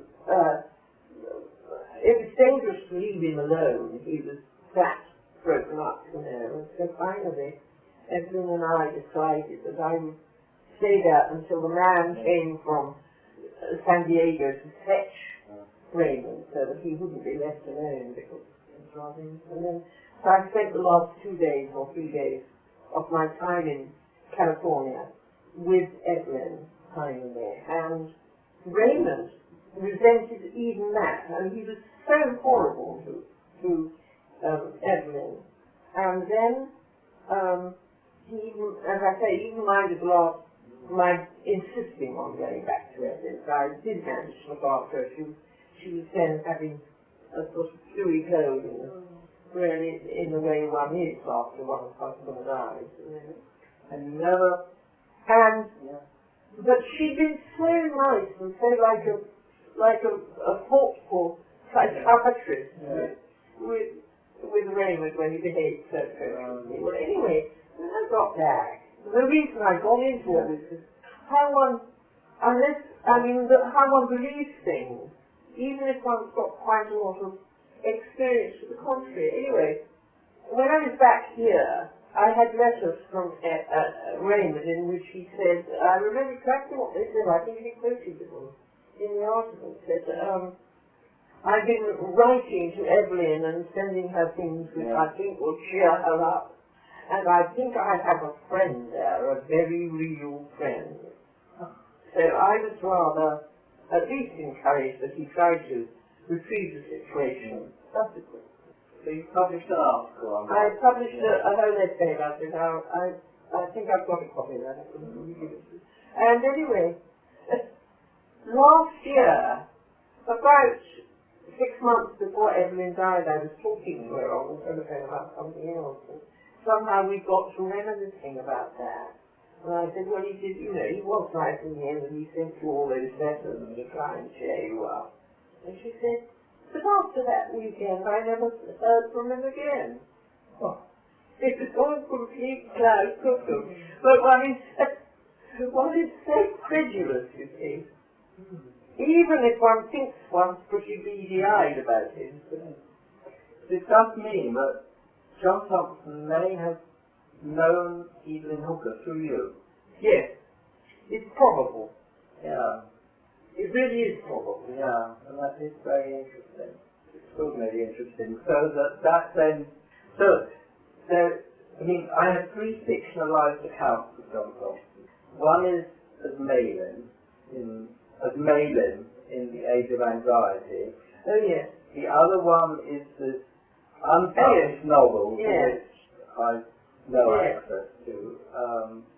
And the third one is this account written by John's patient Barry, which he has sent me actually, which I've just written an article with Barry, and we sent that to a journal about John Thompson, and it's our joint paper using Barry's unpublished book. I hope that they publish actually. But rather, he's terribly perceptive, Barry. He's very... Oh, he still lives in... John Thompson noticed that he was very expressive with his hands, and he had the idea that Barry could be a painter, which he was for some years, quite successfully and very interestingly. And you've reminded me. Okay, and now Barry lives in Greenwich Village, in a wonderful institution. There must be about 50, 60 artists living there. But Barry lives among his dusty canvases because he's not painted for 20 years now. And he's really 2-3 years after John's death, Barry stopped painting. But wrote a number of books which are also unpublished. But he's incredibly perceptive, Barry. He's razor sharp.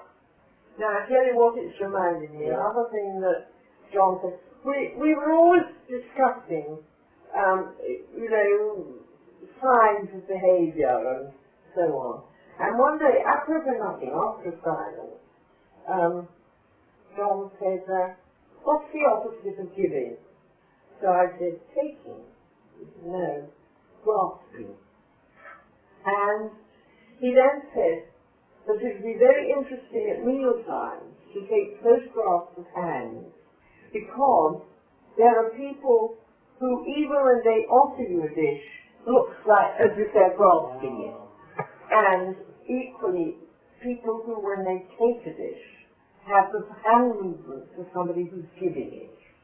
And I've always remembered that, because I watched afterwards, and it's perfectly true.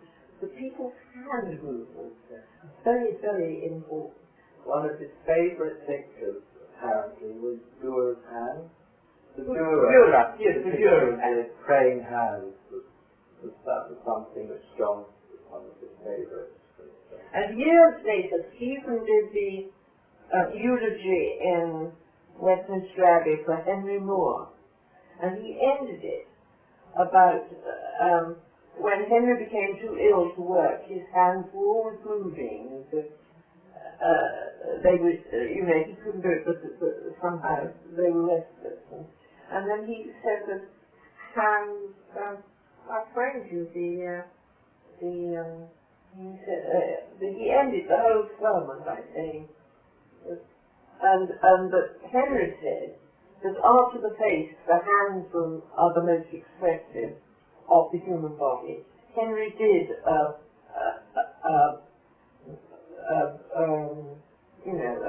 sculpture of hands to put on Edith Sitwell's grave.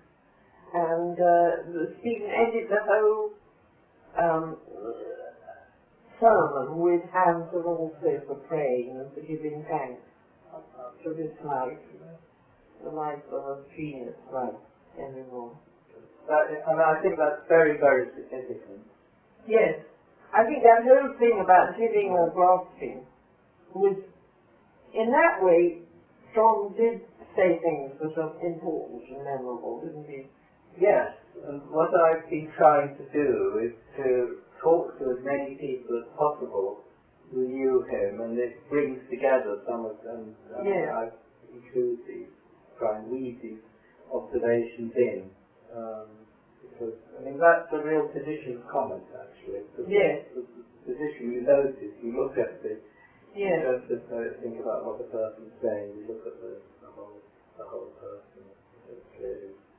And it's perfectly true, you know. You can see so much of somebody's whole personality, whether they're graspers or givers. Okay. Yes, that's very interesting, because I took the hand as going back to Nuremberg, and that was the symbol of Nuremberg when John was at Nuremberg and so on. And it was also important in touch was a way of communication for him, with a catatonic.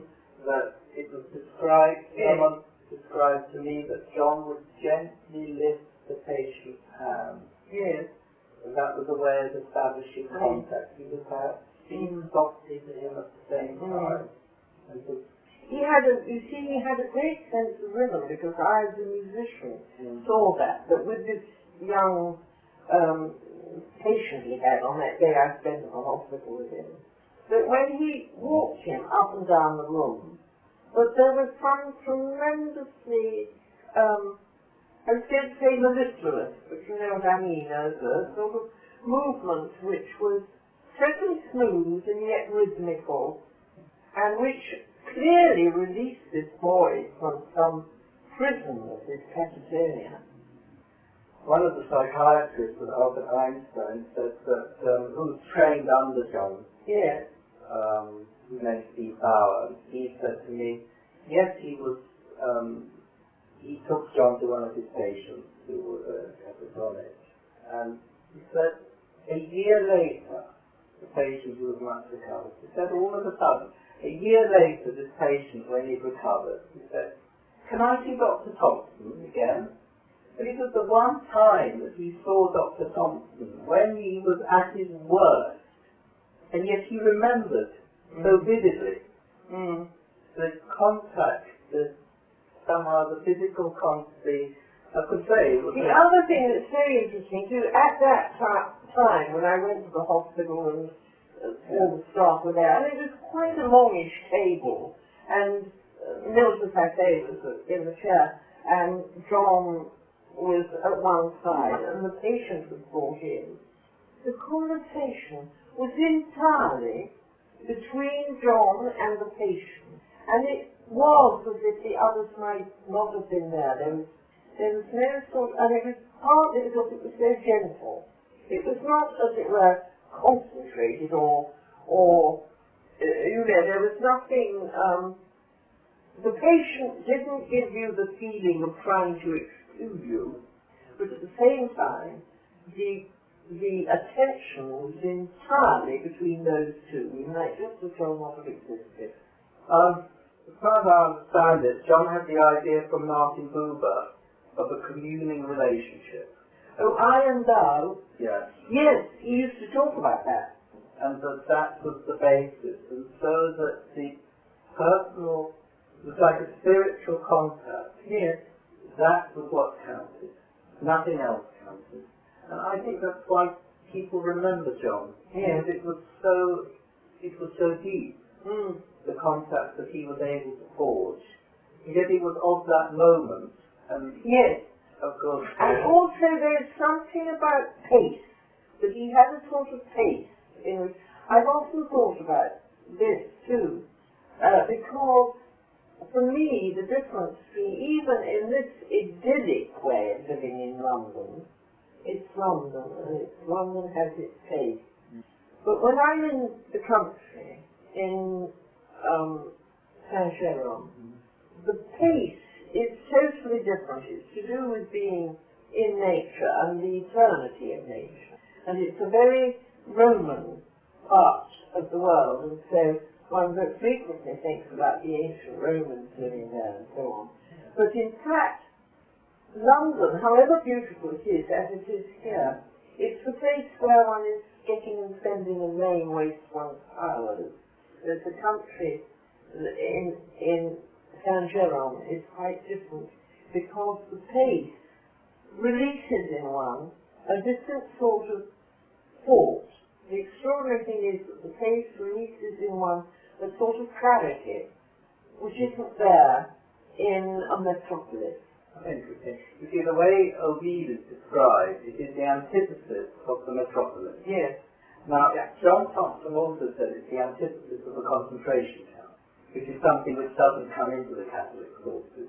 But it is this idea that it is a rural thing where people will commune with each other and will live with as a brotherhood. Yes.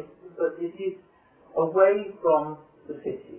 And it was on, and that was felt to be the right basis for the people who come there, that they might come round to Roman Catholicism and they would understand. Well, certainly the people that I knew, all the people that I introduced to John, their lives were transformed. Well, Jeremy, I'm very grateful to have visited Jeremy Hooker, and he's beautiful way he lives in order. Sorry, I was measured yesterday for a hearing aid. Then it's on the National Trust.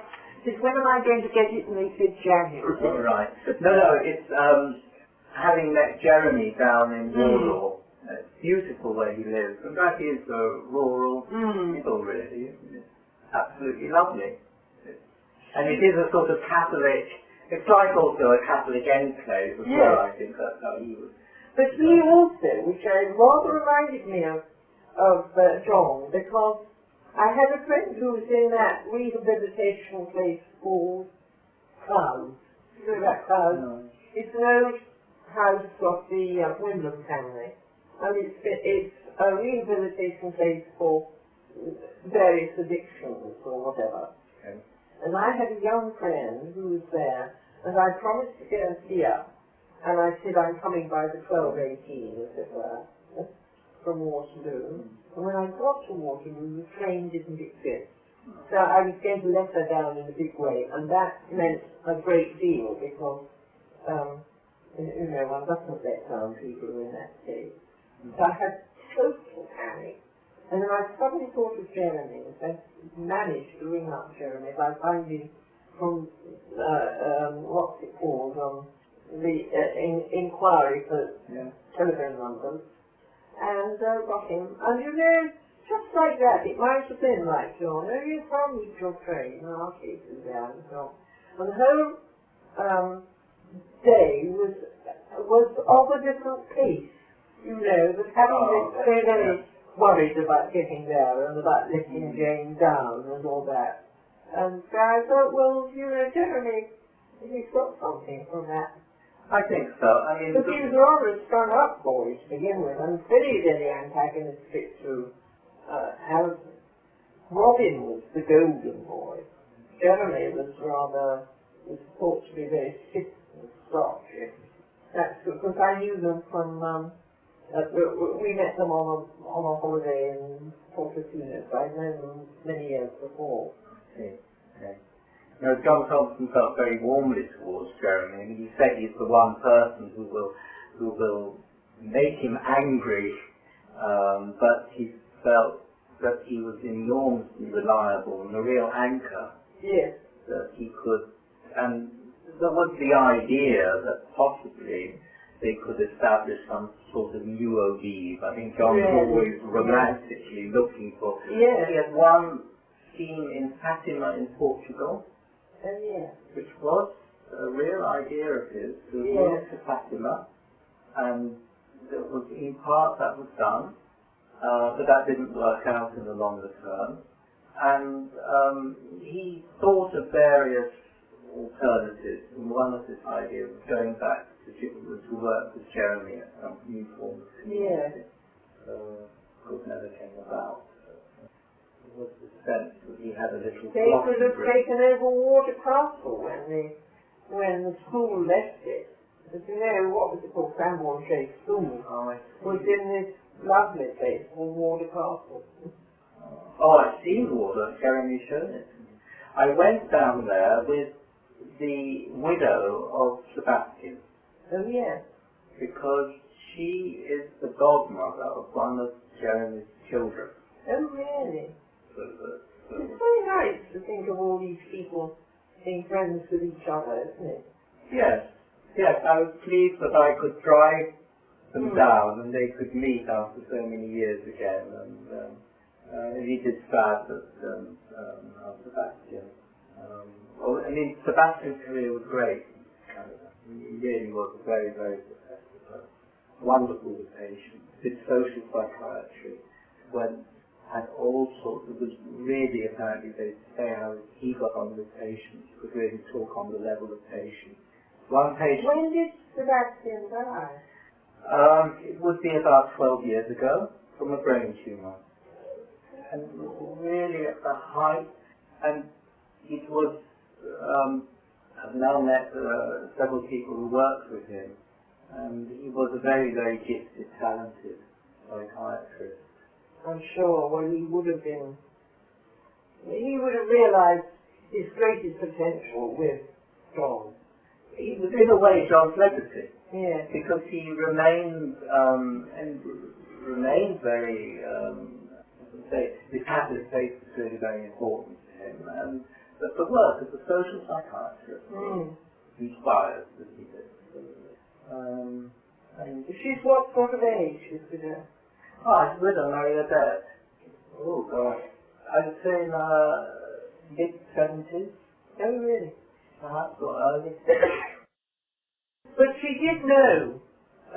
She had met, well, Sebastian first by Marie-Odette in fact, round the corner where I live in Oxford, Warnborough Road in Oxford, the Morgans, where Renee also lodged. And the first time he asked her out, Sebastian then said, no, unfortunately my father is coming tonight, who is John. And then she helped Sebastian move John's books out of Eau Vive at a late stage.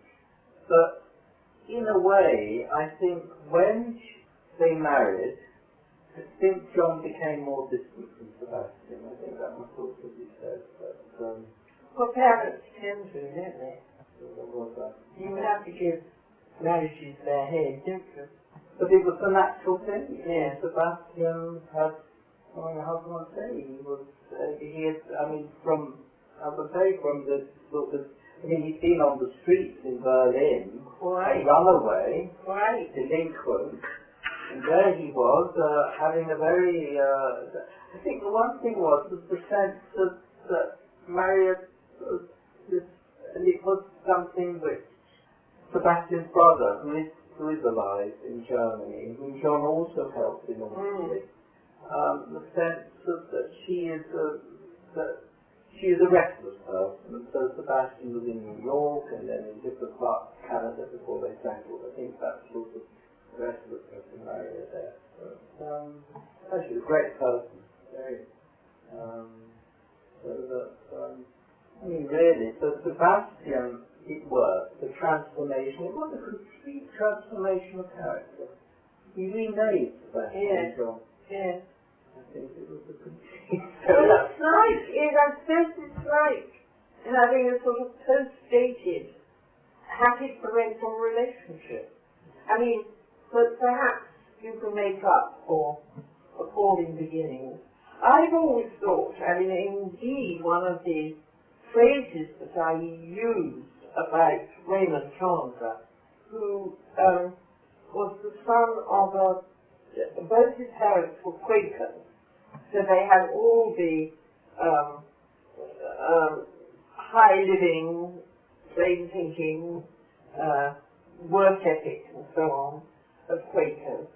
And they married quite young, and her husband was building railroads from Chicago. So she was left in Chicago with a child, and her father and her husband hit the bottle in a very big way, and was leading a very rugged frontier-man existence, and would come back, and there'd be terrible domestic violence. And so when Raymond was 7, she finally thought it can't go on, and so she left and divorced him and came to England. And I remember once when writing a review or something, I did say that to witness domestic violence, I mean, it was only 7 when they left, just writes on an immature nervous system in indelible ink.